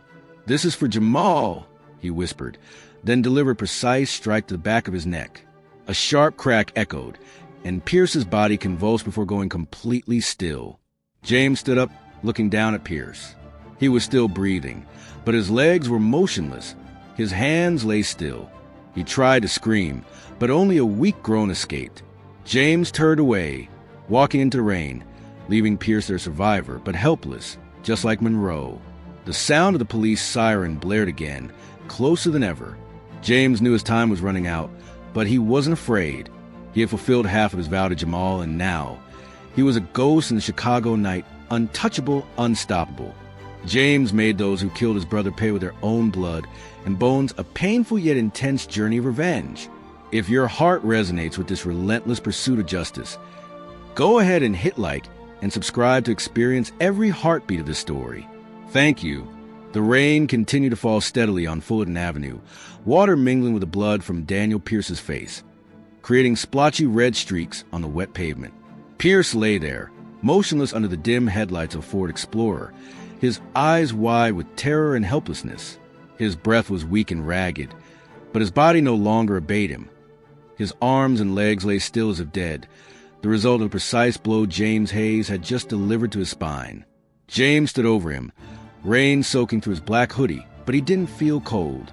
He only felt a strange emptiness, not relief, not joy, but a stillness after the storm. The sound of the police sirens grew louder, less than half a mile away, the red and blue lights flashing through the rain. James knew they were coming not just for Monroe, but now also for Pierce. He had left 2 indelible marks on the Chicago police force, and the whole city would soon erupt in a manhunt for him. But he wasn't afraid. He had fulfilled his vow to Jamal. Don't let them get away. Monroe and Pierce were now living corpses, powerless and trapped within their own bodies, a punishment James believed was more fitting than death. He bent down one last time, looking straight into Pierce's eyes. The guy tried to say something, but only a weak groan escaped his throat. "Do you feel it yet?" James whispered, his voice as cold as ice. The helplessness when you're lying on the ground with no one to save you, that's what Jamal went through. He stood up straight, wiped his hands on his shirt, leaving faint bloodstains on the wet fabric. "Live with it," he said, then turned and walked away. James blended into the darkness, moving swiftly through a nearby alley, away from the headlights of the Explorer. He heard the police car screech to a halt behind him, the officer's shouts ringing out in the rain. "Victim here! Call an ambulance!" But he didn't look back. He was done here, and with each step he felt lighter, as if a part of the burden in his heart had been lifted. But he also knew that the price of justice was not cheap. He had crossed a line, and the world he once lived in no longer had a place for him. He walked about a mile south to an abandoned industrial area near the Chicago River. The rain had started to let up, leaving behind a damp atmosphere and a faint metallic scent in the air. James sat down beside a crumbling brick wall, pulled out a disposable phone, and checked the GPS signal. It was still blinking, but he didn't need it anymore. He snapped the phone in half and tossed it into the rushing river below. He left no trace. That's how Delta Force had trained him, and that's how he would live from now on. James leaned his head against the wall, closing his eyes as memories of Jamal flooded back. He recalled the last night they were together, driving through the Winnetka neighborhood, laughing about the identical houses. He remembered Jamal's voice, soft yet firm. "Don't let them get away." He had succeeded. Both Monroe and Pierce could no longer hurt anyone. But in his heart, there was no victory, only an emptiness that Jamal had once filled, and now it would remain forever vacant. The sound of the police helicopter thunders in the distance, its light sweeping across the night sky. James opens his eyes, rises to his feet, his body weary but his mind sharp. He knows he can't stay in Chicago. For long, the police will seal off the city, checking every street, every alley. He's prepared for this. A small bag stashed in a nearby warehouse, filled with cash, fake documents, and a few essentials to disappear. But before he leaves, there's one last thing he needs to do. He thought about Maya, his sister, the only one left in his family. He knew she was fighting her own battle, using the law to confront the system that had killed Jamal. But he also understood that his actions would cause her pain, not just from losing Jamal, but because now she would lose him too. James pressed his lips together, a sharp pain stabbing in his chest. But he pushed it down. He couldn't go back, not now, not when the whole city was hunting for him. James stepped out of the industrial area, blending into the night, his figure slowly fading into the darkness like a ghost. He didn't know where he would go, maybe a small town in Indiana, or somewhere farther away, where no one knew his name. But he knew one thing. He had kept his promise to Jamal. Monroe and Pierce would live with the pain they had caused, and that was a justice he sought, not the justice of courts, but justice forged in blood and bone. The Chicago night returned to silence, with only the sound of rain pattering and distant sirens fading away. James Hayes was no longer the tormented brother, no longer the former Delta Force operative seeking peace. He was a man on a mission of vengeance, and no matter where the road ahead took him, he would carry Jamal's shadow with him in every step he took. The Chicago sky gradually brightened with the faint light of dawn, as thick gray clouds dispersed to reveal a weak streak of pink and orange on the horizon. James Hayes stood in an old warehouse near the Chicago River, about half a mile from the abandoned industrial area. The rain had stopped, leaving a damp, chilly atmosphere clinging to his soaked hoodie. Inside the warehouse, the dim light from a broken window illuminated the small duffel bag he had stashed away, containing $2,000 in cash, a set of fake documents under the name Thomas Reed, and a few clean outfits. This was his escape plan, prepared since the day he decided to embark on the path of revenge. James sat down on an old wooden crate, his hands trembling slightly as he opened the bag, not from the cold, but from the exhaustion that had finally washed over him, not just in his body, but in his soul. He had taken down Carl Monroe and Daniel Pierce. The two had stolen Jamal away, and now they lay motionless somewhere in the hospitals of Chicago, alive but unable to hurt anyone again. Jamal's vow, "Don't let them get away," had been fulfilled. Yet in this moment of silence, James didn't feel victorious. He only felt a deep emptiness, as if the fire within him had burned out, leaving nothing but ashes. He took a clean t-shirt from his bag, swapping it out for the blood-stained hoodie soaked with rain. Each movement was slow, as if he were trying to stretch out the moments before facing his new reality. He could hear the distant thrum of a police helicopter, the wail of patrol car sirens echoing from streets miles away. Chicago was waking up to the nightmare. He had unleashed 2 officers attacked, paralyzed, and a suspect who had vanished without a trace. He knew the police wouldn't rest until they found him, but he also knew they would never catch him. Delta Force had taught him how to disappear, and he was ready to become a ghost. James opened the fake wallet and looked at the ID card with the name Thomas Reed. The face in the photo was still his, but the eyes were hollow, devoid of any spark that once belonged to James Hayes, the brother who used to laugh and joke with Jamal, who dreamed of a peaceful life. He stuffed the wallet into his pocket, stood up, his shoulders heavy with the weight of what he had done. He thought about Maya, his sister, the only one left in his family. He imagined her standing in front of the TV in their Lincoln Park apartment, her face pale as she heard the news about Monroe and Pierce. She would know it was him without needing any proof. She would feel it. James stepped out of the shed, the dawn light casting a glow on his face, highlighting the bruises in his bloodshot eyes. He paused by the riverbank, watching the rushing water carry away the remnants of last night, a broken phone, the last drops of rain, and a piece of himself. He whispered to the wind, his voice thick, "I did it, Jamal. They can't get away." But there was no reply, only the sound of the water flowing and his heart beating steadily in his chest. He turned away, walking toward a small road that led out of the city. He didn't know where he was headed, maybe Gary, Indiana, 30 miles from Chicago, where he could catch a bus to somewhere farther away. He had no long-term plans, no specific destination. He just knew he had to leave, to escape Chicago and everything he had ever called home. But before he went, he paused, pulled out a small piece of paper from his pocket, and scribbled a few hasty lines with an old ballpoint pen. "Maya, I'm sorry. Don't look for me. Stay safe." He tucked the note into an envelope, planning to mail it when he reached a safe place, a final goodbye, even though he knew it wouldn't ease her pain.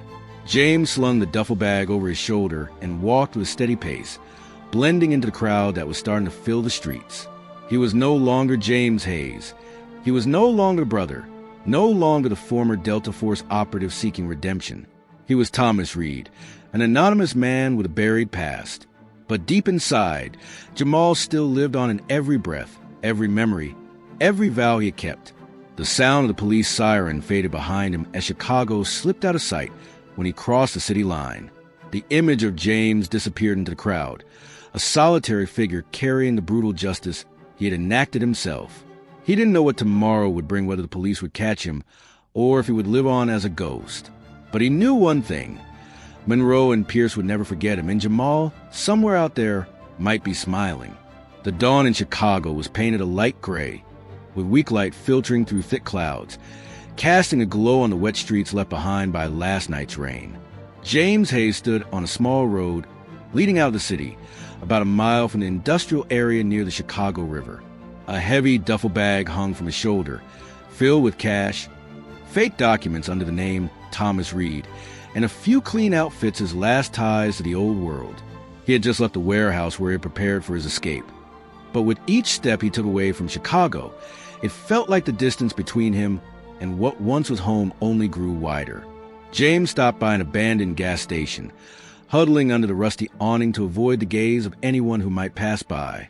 He pulled his hoodie down lower, hiding his bruised face and bloodshot eyes from lack of sleep. The distant whir of a police helicopter droned on, its searchlight sweeping across the sky like a predator on the hunt. He knew they were looking for him. Carl Monroe and Daniel Pierce had been discovered, 2 officers left incapacitated by his hand, and now the entire Chicago police force was seething with anger and determination to track him down. He sat down, leaning against a stained brick wall, pulling a small piece of paper from his pocket with the scrawled words he had written for Maya. "Maya, I'm sorry. Don't look for me. Stay safe." He stuffed it into an envelope, planning to mail it when he reached some unfamiliar town. He thought about his sister, the tough yet pained expression on her face when he left the Lincoln Park apartment 3 days ago. Maya had begged him to let her fight her own way, to use the law to seek justice for Jamal. But James couldn't wait. He had chosen blood over paperwork, and now the weight of that choice was heavy on his shoulders. James closed his eyes, letting the memories wash over him like a cold, rushing river. He saw Jamal fall on Elmwood Street, blood seeping through his hands, his younger brother's eyes fading as he whispered, "Don't let them get away." He had kept that promise. Monroe and Pierce were now powerless, trapped in their own bodies, never able to harm anyone again. But at what cost? He had lost everything: his family, his identity, his freedom. He was no longer James Hayes, the former Delta Force operative who dreamed of a peaceful life with Jamal and Maya. He was a fugitive, a ghost with no place in this world. The sound of police sirens wailing in the distance, less than 2 miles away, pulled James out of his thoughts. He stood up, his body weary, but his mind sharp as a blade. He knew he couldn't stay here long. The police would seal off every exit out of Chicago, checking every car, every face. He had seen this at Fort Bragg during tactical pursuit training. When the enemy is cornered, they will unleash every resource to eliminate the threat. And now, he was the enemy of an entire system. James slung his bag over his shoulder and hurried out of the gas station, heading toward a side road that led to the I-90 highway.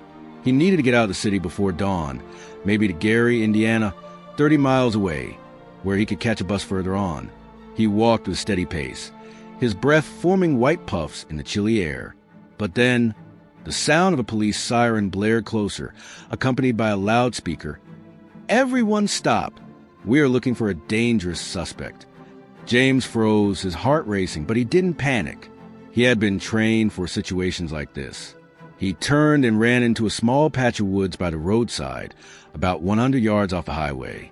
The dry branches scratched at his arms, but he didn't stop, crouching low to avoid being seen. He heard the sound of police cars pulling up on the road, the heavy footsteps of officers echoing as they spread out to search.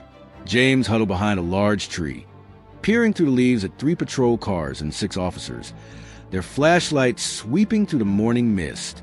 He bit his lip, gripping the strap of his bag tightly. He didn't want to confront them, not now, not when he had just completed his mission. An officer moved closer, within 20 feet of him, his flashlight sweeping over the tree where James was hiding. James held his breath, quietly pulling a dagger from his jacket, not to attack, but to be ready to defend himself. But then the loudspeaker blared again. "Area clear. Continue moving south." The officer turned away, heading back to his car, and James relaxed, putting the dagger back in his jacket.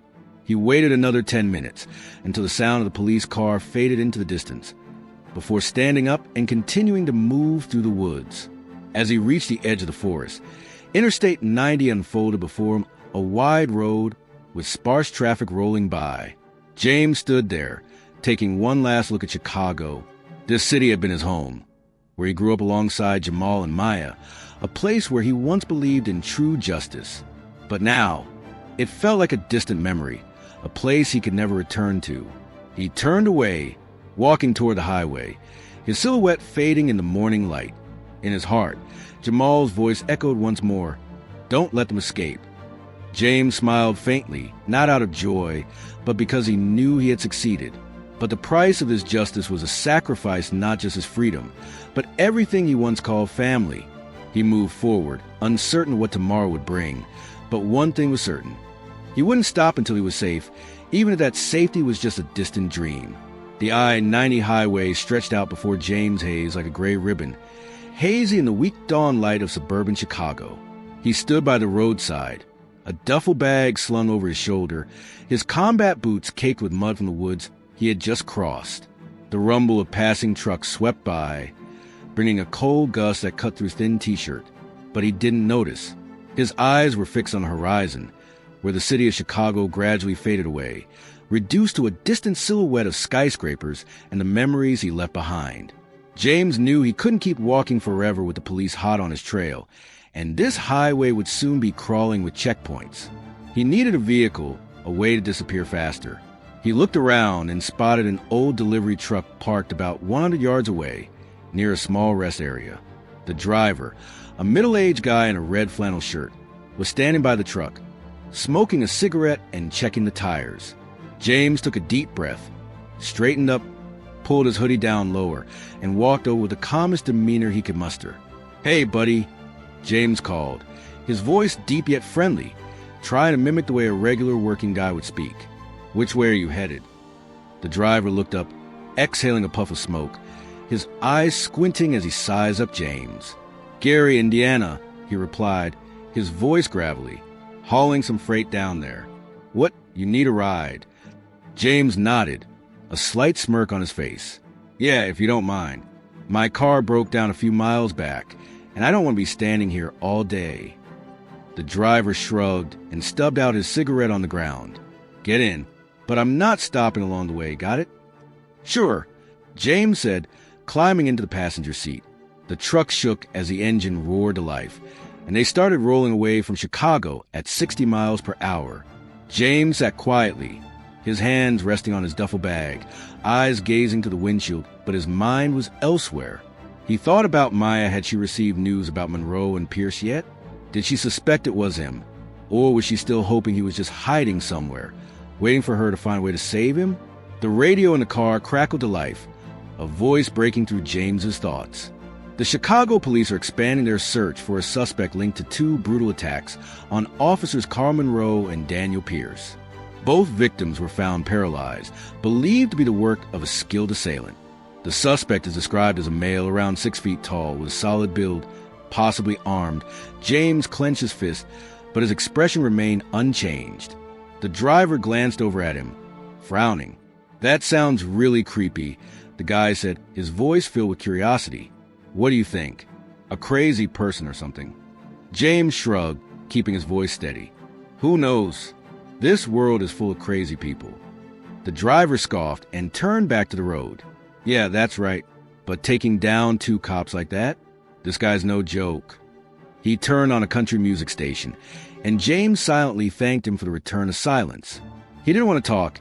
Every word he spoke was a risk, and he needed to keep his identity as Thomas Reed for as long as possible.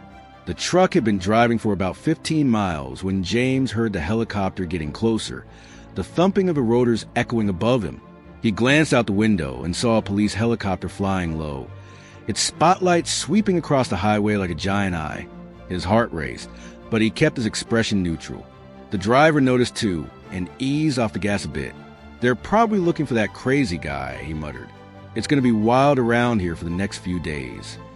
James nodded, his hand instinctively tightening around the strap of his bag. He knew that if the helicopter spotted him, or if there was a checkpoint up ahead, it would all be over. He was ready to jump out of the vehicle, dive into the woods, anything to survive. Delta Force had taught him how to escape from situations like this, but this time there was no support team, no safe withdrawal plan. It was just him and the price of justice he had chosen. Then he saw about half a mile ahead, the red and blue lights flashing from 2 patrol cars parked across the highway, blocking the road. The officers stood there, flashlights in hand, checking each car that passed by. The driver cursed under his breath. "Damn it, another checkpoint. I hate this stuff." James didn't respond, but in his mind, every sense was on high alert. He glanced around. To the right of the highway was an empty field, and to the left was a sparse forest about 50 yards from the road. He could jump out and run into the woods, but the driver would call the cops the moment he disappeared. He needed another way. He looked down at the floor of the car and spotted an empty water bottle rolling around by his feet. A spark of an idea flashed in his mind. "Hey, buddy," James said, his voice calm. "I really need to use the restroom. Can you stop for a second?" The driver grimaced, but nodded. "Hurry up. I don't want to be stuck here all day." He pulled the car over to the side, about 300 yards from the checkpoint. James opened the door, stepped out, and grabbed his duffel bag as if nothing was out of the ordinary. He walked toward some nearby bushes, but instead of stopping, he bent low and sprinted quickly into the sparse forest. "Hey, where do you think you're going?" the driver shouted, but James didn't look back. He heard the guy cursing, followed by the sound of the radio in the car, probably reporting to someone. James picked up speed, branches scratching at his arms. But he didn't stop. He ran for about 200 yards when he heard the police sirens wailing behind him. They had spotted him making a run for it. James plunged deeper into the woods, his breath coming in quick gasps, his heart pounding in his chest. He could hear the sound of barking dogs. The police had unleashed their hounds, and they were closing in. He stopped behind a large tree, scanning the area for an escape route. In front of him, about 100 feet away, was a small stream flowing through the forest. Without hesitation, he sprinted toward it, leaping into the icy water, which soaked him up to his knees, then crawled up the bank on the other side. The water would mask his scent from the dogs, at least for a little while. He sat down behind a bush, panting, listening intently. The distant barking of dogs faded away, and the sound of helicopters turned back toward the highway. James gave a faint smile. He had escaped, at least for now. But he knew the price of justice wasn't just the sacrifice of family. It was an endless chase, a life that could never stop. The small stream flowed to the sparse woods beside the icy I-90 highway, water rising to James Hayes' knees as he crawled up the bank on the other side. He sat down behind a thick bush, his breath coming out in huffs, forming white puffs in the crisp morning air. The distant barking of police dogs faded away.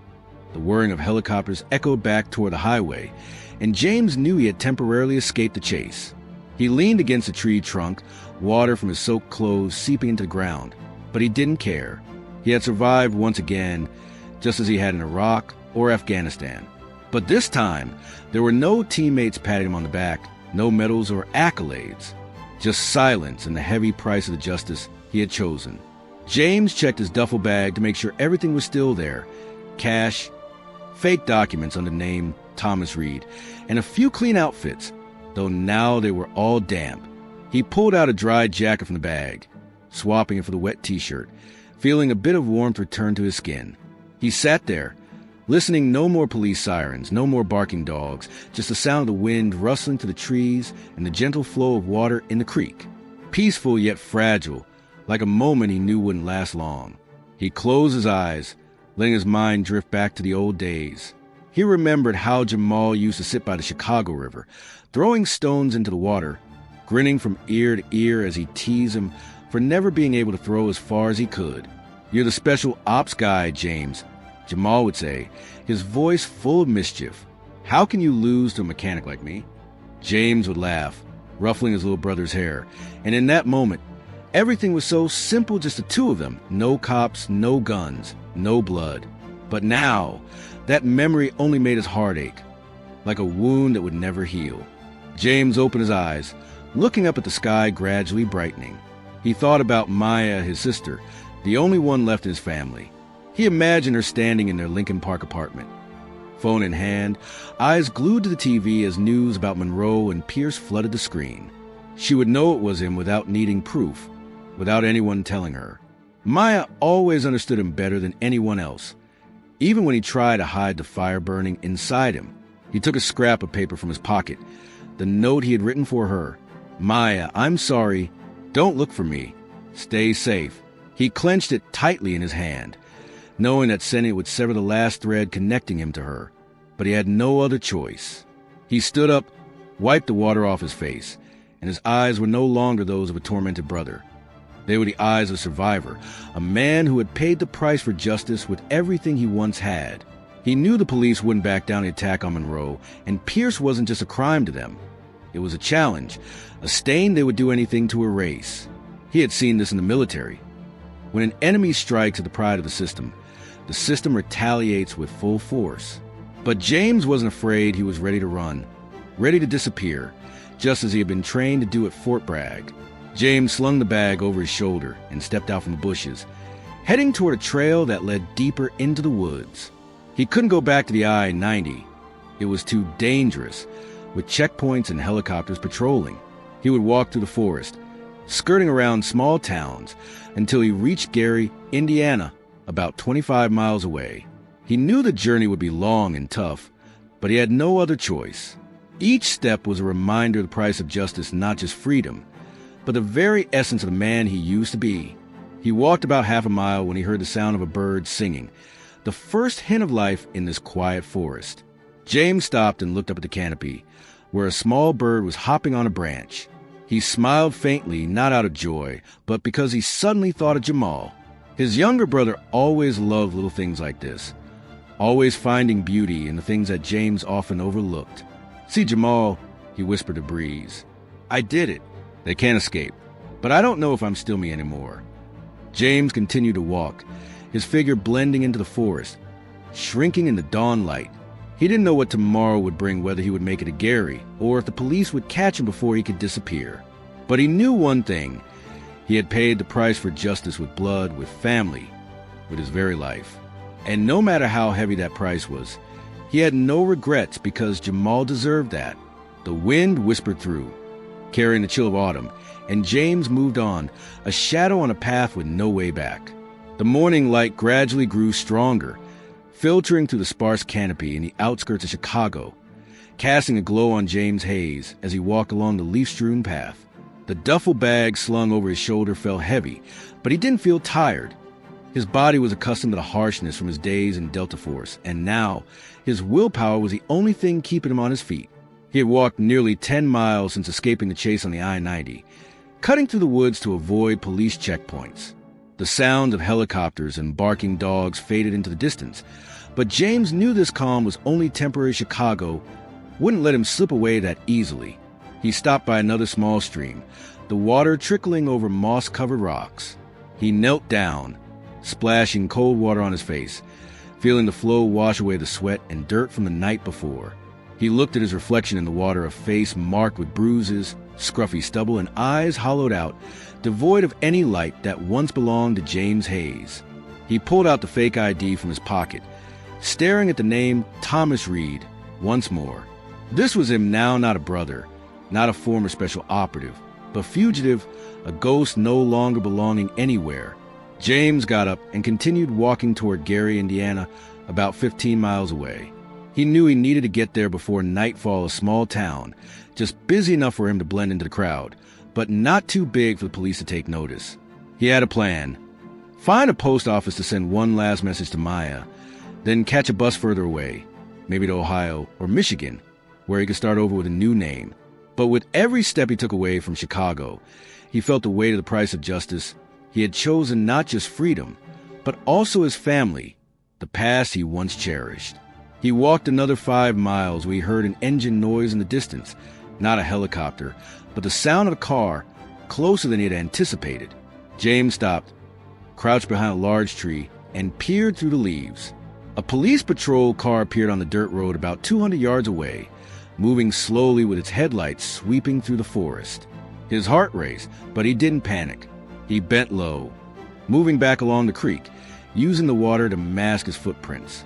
The car drew nearer, accompanied by a loudspeaker. "James Hayes, we know you're here. Surrender immediately."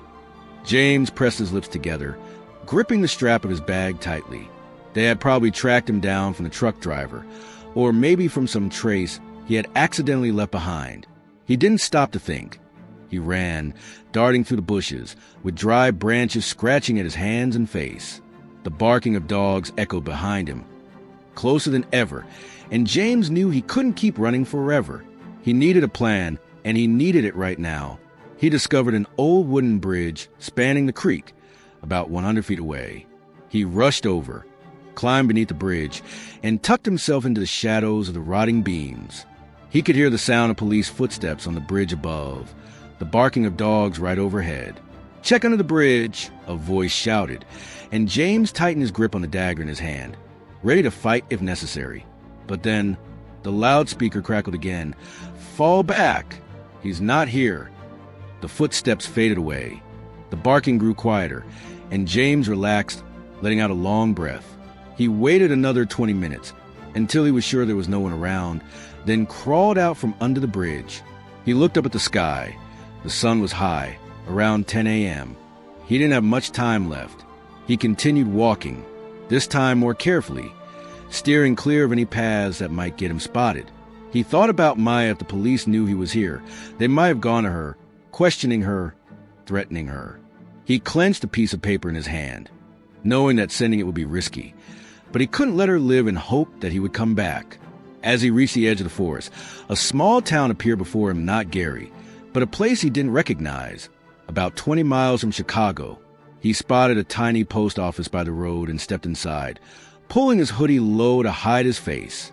He handed the envelope to the clerk, paid her $2 in cash, and watched as she slipped it into the mailbox. Maya Hayes, Lincoln Park, Chicago, he whispered to himself, knowing this was the last time he would reach out to her. He turned away, leaving the post office, feeling as if he had just severed the final thread connecting him to his past. James stepped out onto the street, blending into the sparse crowd of town. He found a small bus station, bought a ticket to Toledo, Ohio, 250 miles away, with cash. He boarded the bus, sitting in the back row, gazing out the window as the vehicle began to roll away. Chicago was now just a distant memory, and with each passing mile, James was becoming Thomas Reed, a man with no past, no family, and no place to return to. He closed his eyes, letting the sound of the bus engine lull him into a restless sleep. He dreamed of Jamal, his brother's smile, his brother's voice. "Don't let them get away." He whispered in his dream, "I won't let them get away, Jamal." But I've lost everything for that. When he opened his eyes, the bus was still moving, and he knew from that moment on, life for him would be like a ghost in the wind, surviving, but not truly living, carrying the weight of justice forever in his heart. Maya Hayes' apartment in Lincoln Park, Chicago, was bathed in the soft glow of the late afternoon, the last rays of sunlight filtering through the curtains and casting a warm light on the polished wooden floor.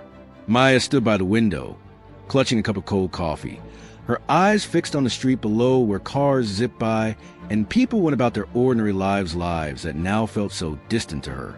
It had been a week since James left her apartment, taking with him a brief goodbye and a fragile promise that she wouldn't lose him.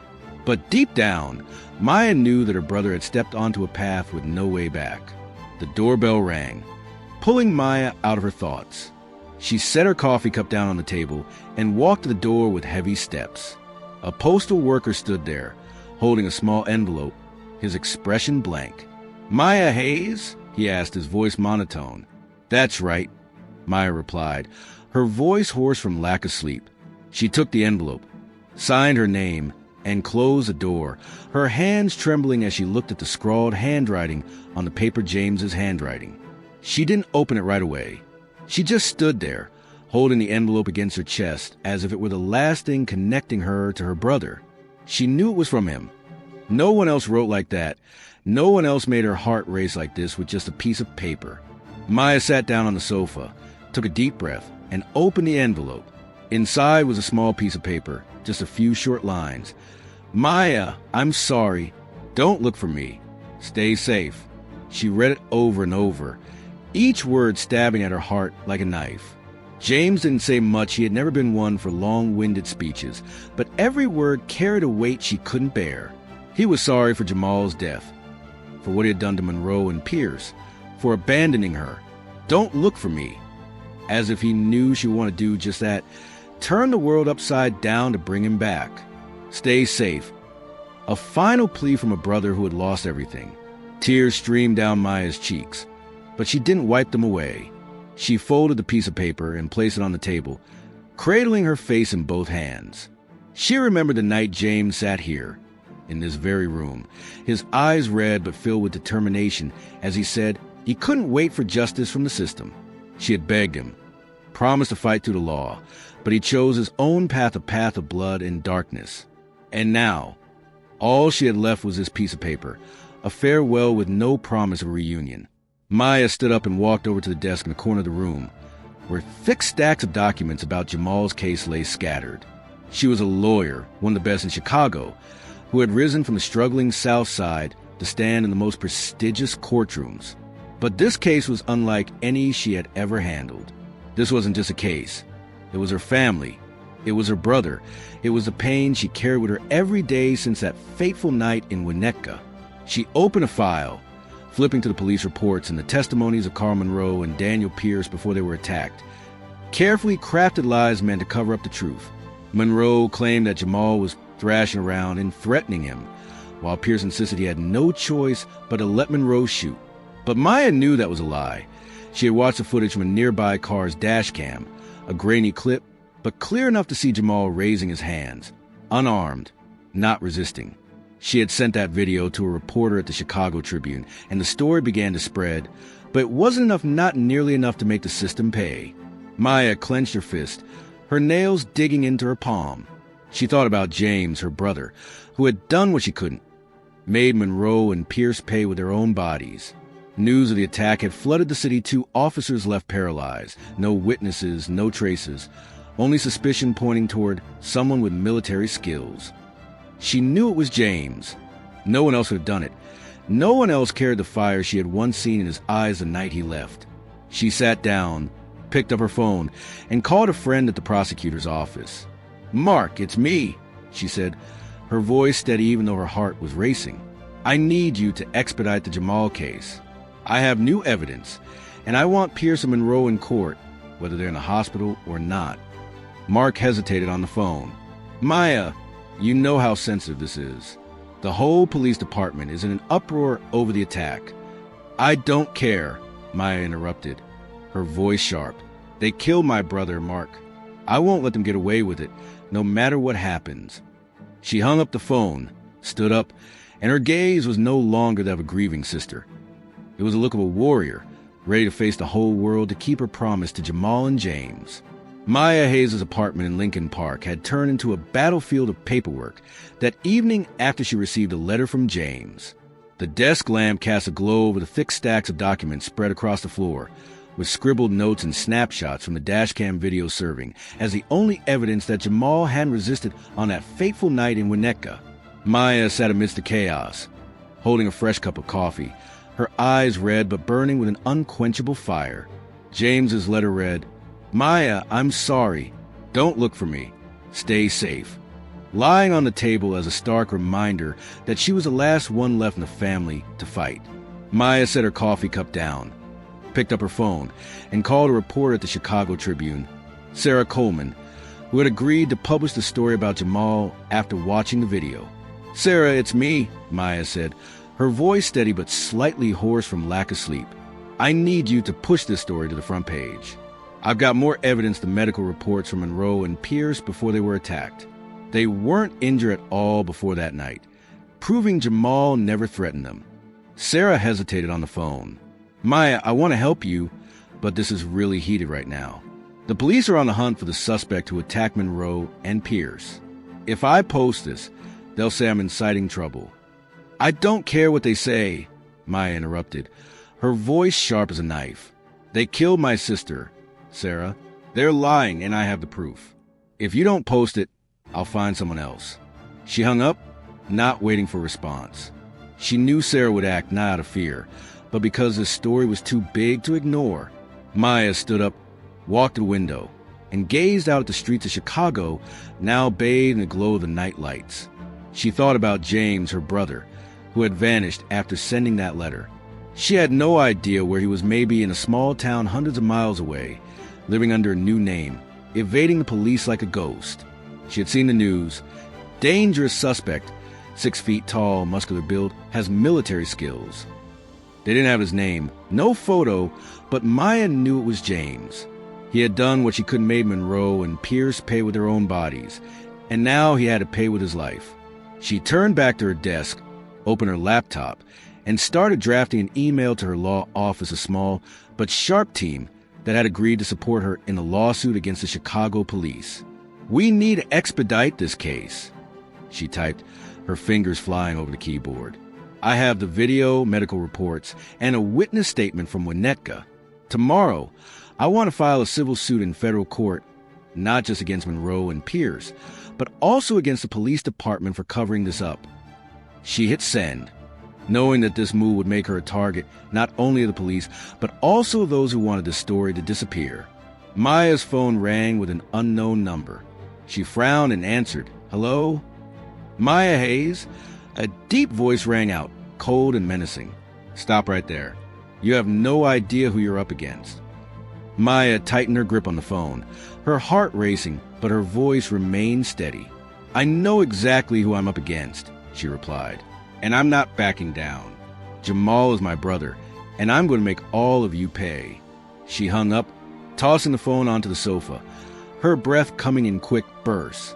This wasn't the first time she'd been threatened since Jamal's story spread. She had received dozens of calls like that, but she wasn't afraid. She was a survivor, just like James. just like Jamal once was. She sat down, taking James's letter and reading it once more. "Don't look for me," he wrote. But Maya couldn't help but think about him. She imagined him sitting in some shabby room, his eyes vacant, surviving but not truly living. She wanted to find him, to pull him back, but she knew he had chosen his path, a path she couldn't follow. Yet she also knew that no matter how far James ran, he would always be a part of her, just as Jamal would always be a part of both of them. Maya stood up, walked over to the bookshelf, and took out an old photo of the three siblings taken on the south side when Jamal was still a kid. James had his arm around her shoulder, and all three of them were beaming in the summer sunlight. She touched the photo, tears streaming down her cheeks. "I won't give up, Jamal," she whispered. "And James, no matter where you are, I will keep my promise. I will make them pay in my own way." She set the photo down and turned back to her desk, her eyes now shining with an unshakable determination. The phone rang again. It was Sarah from the Chicago Tribune. "Maya, I'm in," Sarah said. "The article will be on the front page tomorrow morning. Are you ready?" "All right," Maya replied, her voice as strong as steel. "I've been ready for a long time." The night in Chicago drifts on, but in Maya's small apartment, the fire never goes out. She is a resilient sister, the one who keeps the bond of family alive between the lines of life and death. And even though James has vanished, even though Jamal is gone, she will fight not just for them, but for herself. The autumn wind blew through the Rose Hill Cemetery in northern Chicago, carrying the biting chill of October and the rustling sound of dry leaves under the old oak trees. James Hayes stood before a small stone marker, his worn military boots caked with dirt from the long walk he had just taken to get here. Inscribed on the stone were the words, "Jamal Hayes, 1995 to 2024, beloved brother." It had been a year since that fateful night in Winnetka, when Jamal fell beneath the gun of Carl Monroe, and James had vanished from Chicago, becoming a ghost under the name Thomas Reed. But today, he returned not to stay, but to see his brother one last time. James now looked different. His hair was longer, a thick beard obscured the sharp angles of his face, and his deep brown eyes carried an unmistakable weariness. He wore an old leather jacket, hands stuffed in his pockets, shoulders slightly hunched under the weight of a year spent in darkness. He had traveled through dozens of small towns from Ohio to Michigan, taking on odd jobs for cash washing dishes, hauling boxes, anything that didn't require paperwork. He survived, just as he'd been trained in Delta Force. But with each passing day, he felt less like he was truly living and more like he was merely existing, carrying the burden of a promise to Jamal that he couldn't shake off. He knelt down, placing his hand on the cold gravestone, his fingers gliding over the name Jamal, as if he could feel his brother through the stone. "I did it, Jamal," he whispered, his voice thick with the cold wind and pain. "Monroe and Pierce didn't get away. I made them pay, just like you wanted." He paused, taking a deep breath, letting the memories flood back to the night. He took down Monroe in the alley near the Rusty Anchor, the night he left Pierce motionless on Fullerton Avenue. Those two were now lying in hospital beds, paralyzed from the neck down, never able to hurt anyone again. Justice, in James's way, had been served, but it didn't bring Jamal back, didn't fill the void in his heart. James took a small stone from his pocket and placed it on the grave of habit he picked up from Jamal, who always loved to collect stones by the Chicago River and keep them as mementos. "You always say I'm too serious," he said, a faint smile on his face. "You're right, but I don't know how to do anything else but keep my promise to you." He stood up, looking around the cemetery at the rows of headstones stretching out, the oak trees swaying gently in the breeze, and the silence enveloping him like a reminder that he no longer belonged here. He heard the soft footsteps behind him, unhurried and non-threatening, but enough to make him turn around. A familiar figure emerged in the pale sunlight, Maya Hayes, his sister. She wore a long gray coat, and the click of her high heels echoed steadily on the stone path. Her face was still as stern as he remembered, but her brown eyes, just like his and Jamal's, now carried a deep sadness. James paused, his heart racing, but he didn't run, not this time. "Maya," he said, his voice low like a whisper, unsure where it began after a year apart. "James," Maya replied, her voice trembling slightly but still firm. She stepped forward. stopping a few feet away from him. Her gaze locked onto him as if she needed to confirm he was real. "I knew you'd be here. Today is Jamal's memorial." James nodded, his hands clenched tightly in his jacket pockets. "I'm not planning to stay long," he said. "I just want to say goodbye." Maya stepped closer, her hand gripping his tightly, pulling it out of his pocket. "You don't have to go," she said, her voice choked with emotion. "I don't care that the police are looking for you. I don't care what you've done. You're my brother, James." James looked down at his sister's hand, feeling the warmth from her palm, the only thing left from the family he once had. "I can't stay, Maya," he said, his voice low but firm. "They won't stop. If I'm here, they'll find me and maybe you too." Maya shook her head, tears streaming down her cheeks. "I've been fighting for a year," she said. "I took Jamal's case to federal court. My article was on the front page of the Chicago Tribune. I have video evidence, medical reports, testimonies. Monroe and Pierce were indicted. Even though they couldn't go to trial, the police department had to pay out $5 million, and I forced them to launch an internal investigation. I did it, James. I brought justice for Jamal in my own way." James looked at her, his eyes sparkling with a mix of surprise and pride. "You did it," he whispered. "I knew you could." "But it's not whole," Maya said, her voice breaking. "Not since I lost both my siblings. Jamal is dead, and you ran away. I want you to stay, James. I want our family back." James let go of her hand, stepping back a pace, his gaze darkening. "Our family is gone, Maya," he said, his voice now as cold as the autumn wind. "I lost Jamal, and I lost myself in the process of what I did.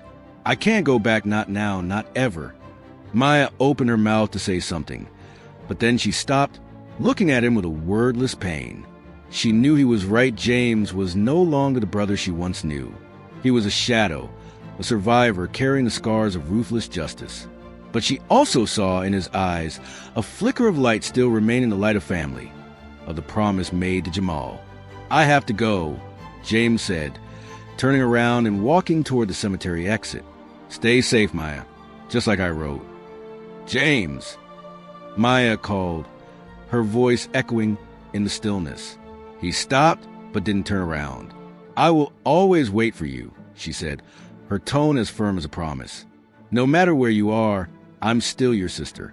James nodded slightly, saying nothing, and continued on. He blended into the shade of the oak trees, his figure fading in the soft sunlight. Justice had been achieved in his way and in Maya's, but it was not complete. It would never be complete as long as his family remained forever shattered. James Hayes stepped out of the Rose Hill Cemetery, his figure gradually fading behind the old oak trees as the soft afternoon sunlight of autumn fell on his shoulders. Maya's words, "I will always wait for you," echoed in his mind like an invisible thread pulling him back. But he couldn't turn around. He couldn't. Chicago, with all its memories of Jamal and Maya, was now a place he no longer belonged to. A year of running had transformed him into Thomas Reed, a fake name that concealed his past. And even though his heart ached from leaving his sister behind, he knew that staying would only bring danger to both of them. He walked down the narrow road leading out of the northern part of Chicago, the worn military boots thudding rhythmically on the gravel. The heavy leather jacket weighed down on his shoulders, but he didn't feel the cold. The chill in his heart was far worse than any autumn breeze.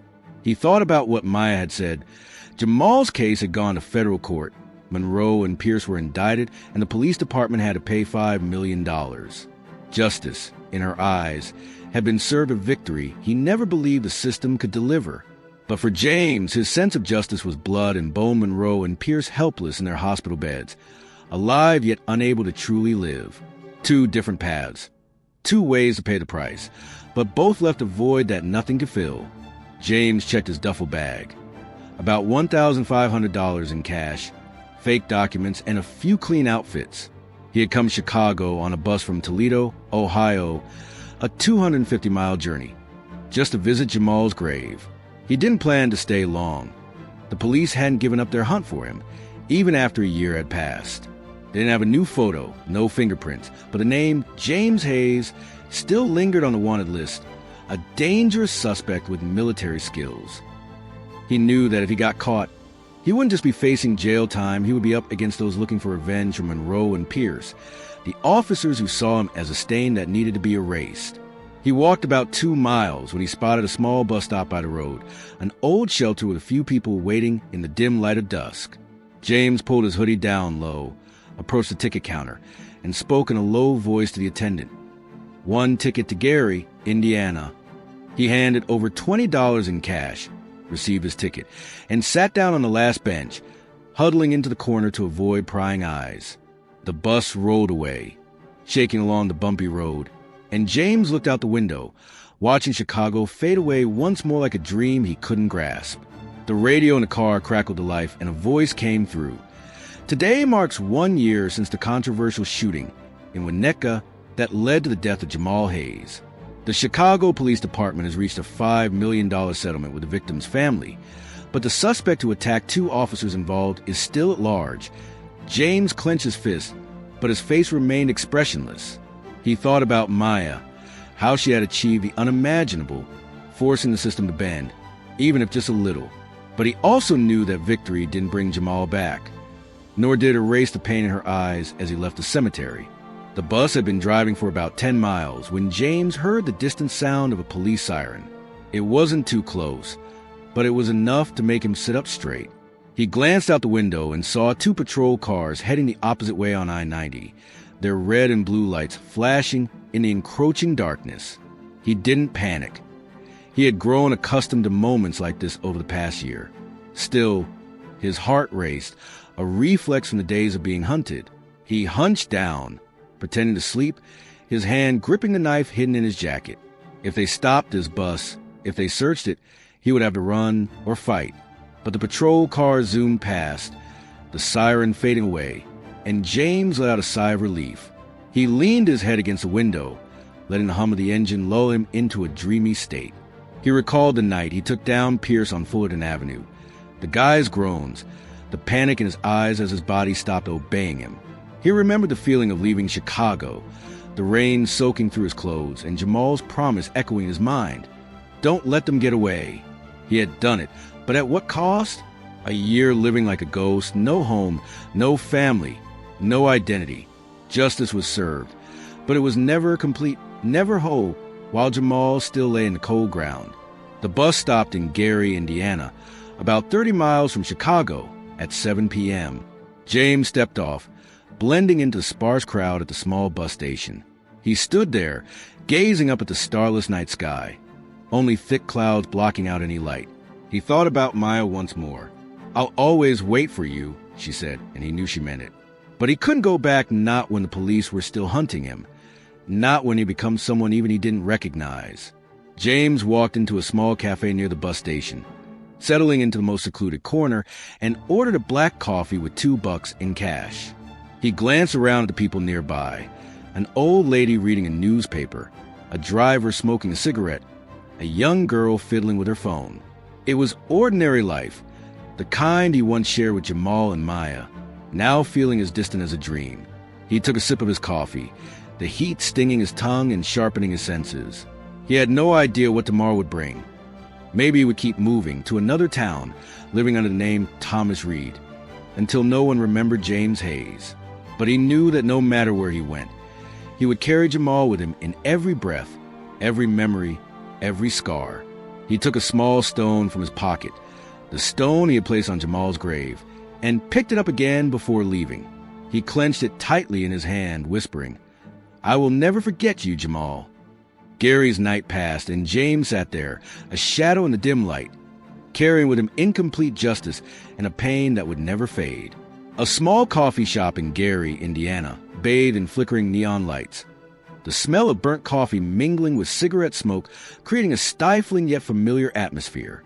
James Hayes sat in the darkest corner, the black coffee in front of him long cold. His hand tightly gripping a small stone, he picked up from Jamal's grave a tiny keepsake that held his entire world. The night was deep, the wall clock reading 9 p.m. But for James, time was just a vague concept. A year of running had taught him to live in each minute, each hour, with no past to cling to, no future to hope for, only the present, a present as cold and lonely as he was. He looked out the window, seeing shadows of people drifting by on the streets of Gary, a small town 30 miles from Chicago, close enough for him to feel the breath of the city he once called home, but far enough to hide from the searching eyes of the police. He thought about Maya, his sister, the only one left in their shattered family. Her words at Roseville Cemetery echoed in his mind. "I'll always wait for you." He imagined her now, sitting in her Lincoln Park apartment, the lamplight casting over thick stacks of documents, her eyes red but still shining with determination. She had accomplished the unimaginable, forcing the Chicago Police Department to pay out $5 million, bringing Monroe and Pierce to justice. But he knew that victory couldn't erase the pain of losing Jamal, nor would it bring her peace while he remained a ghost on the run. James took a sip of his cold coffee, the bitter taste sliding down his throat like a reminder of everything he had lost. He looked at the small, rough stone in his hand, but to him, it was the last thread connecting him to Jamal. He remembered the old days in Southside, when Jamal was just a kid, sitting by the Chicago River, throwing stones into the water and laughing as he teased him. "You're the special ops guy. How come you throw so badly, James?" He recalled how Jamal always found joy in the simplest things: a stone, a sunny afternoon, a silly joke, while he, with all his Delta Force skills, could only live in tension and discipline. "Don't let them get away," Jamal had said in his last breath on Elmwood Street, and James had kept his promise. Monroe and Pierce were now helpless in their hospital beds, alive but unable to truly live. He had achieved his justice. But at what cost? A year living as a nobody, without a home, without a family, without himself. The door of the coffee shop swung open, pulling James out his thoughts. A man walked in, tall and wearing a leather jacket like his. But there was something in the way he moved that put James on edge, too slow, too deliberate, like a predator on the hunt. The man sat down at the bar, about 15 feet away from James, ordered a beer, and scanned the room with a scrutinizing gaze. James hunched down, pulling his hoodie further over his head, his hand quietly resting on the dagger hidden in his jacket. He didn't think the guy was a cop, no badge, no stiff demeanor of an officer, but after a year on the run, he had learned that enemies don't always wear uniforms. He could be a bounty hunter or someone hired by the officers in Chicago looking to get back at Monroe and Pierce. The man turned his head, his gaze sweeping over James, lingering just a second too long. James felt his heart rate spike, but he maintained a calm exterior, taking another sip of coffee as if nothing was happening. The man stood up, walked closer, hands stuffed in his jacket pockets, his voice low as he said, "You're Hayes, right?" James didn't respond right away, just stared straight into the guy's eyes, his hand gripping the dagger tightly under the table, ready to act if necessary. "You've got the wrong guy," he said, his voice low but razor sharp. "I'm Thomas Reed." The guy smirked and sat down across from James without asking, his hands still shoved in his pockets like he was holding something. "Thomas Reed, huh? I don't care what you call yourself," he said, his voice flat but laced with a hint of menace. "I know what you did to Monroe and Pierce. A friend of mine in Chicago asked me to track you down. They're not happy that you turned their 2 colleagues into cripples. They want to send a message. You can run, but they will find you sooner or later." James tilted his head, his gaze now as cold as ice, unwavering. "If you knew what I'd do with them," he whispered, his voice so low it was almost inaudible, "you should know I wouldn't hesitate to do it again." He pulled out a dagger, placed it on the table with a slow, deliberate motion, the steel blade glinting under the neon lights, a warning that needed no words. The man froze, his hand trembling in his pocket. But he didn't draw a weapon. Perhaps he wasn't carrying one, or maybe he just didn't have the guts to face the stare of a former Delta Force operative. "I don't want to fight," the guy said, his voice low, a hint of worry creeping in. "I just want to send a message. They won't stop, you know that, right?" James smiled faintly, not out of joy, but because he had heard threats like this dozens of times over the past year from bounty hunters, from anonymous messages, from the silent figures trailing him down dark streets. "They can try," he said, his voice steady, devoid of fear. "But I'm still here, and Monroe and Pierce aren't getting up again. Tell your buddy I'm not scared. I've never been scared." He stood up, tucked the knife into his jacket, tossed $2 on the table for the coffee, and walked out of the cafe without looking back. The night wind cut through Gary's skin, whipping past James' coat as he stepped out onto the empty street. He heard the footsteps of a man behind him, but he didn't turn around.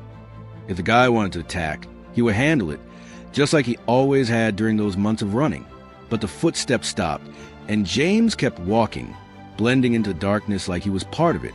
He didn't know who the guy was, didn't know who was behind the threats, but he didn't care he had survived worse, and he would keep surviving, if only to keep his promise to Jamal. He walked about a mile to a small and near the bus station, handing over $30 in cash for a shabby room with single bed, peeling walls, and a window cracked at the corner. He sat down on the bed, placed his duffel bag beside him, and stared out into the night through the broken glass, the dim streetlight casting a faint glow as a reminder of the world he had left behind. He thought about Maya one last time. She was in Chicago, probably still sitting at her desk, fighting her own battle to protect what was left of their family. He thought about Jamal, his younger brother, now resting beneath the cold earth, yet still alive in every breath he took.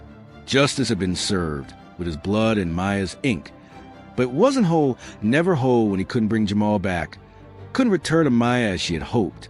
James laid down on the bed, closed his eyes, the stone from Jamal's grave still in his hand, warming under the heat of his palm. He whispered to the darkness, "I did it, Jamal, but I don't know how to keep going without you."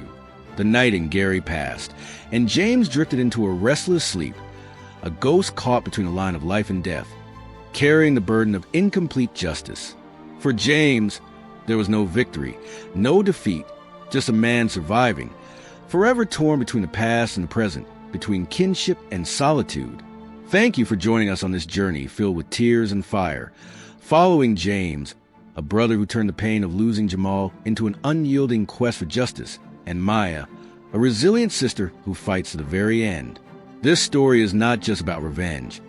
It's about family, about the courage to stand up against injustice, even when the price is a lifetime. If you feel your heart stirred, please hit like and subscribe to our channel so you won't miss out on inspiring stories like this one. We truly appreciate your support. See you in the next video live strong. Stay proud, and let's look forward to the day of reunion. Catch you in the next video. Stay tough, stay proud, and see you soon.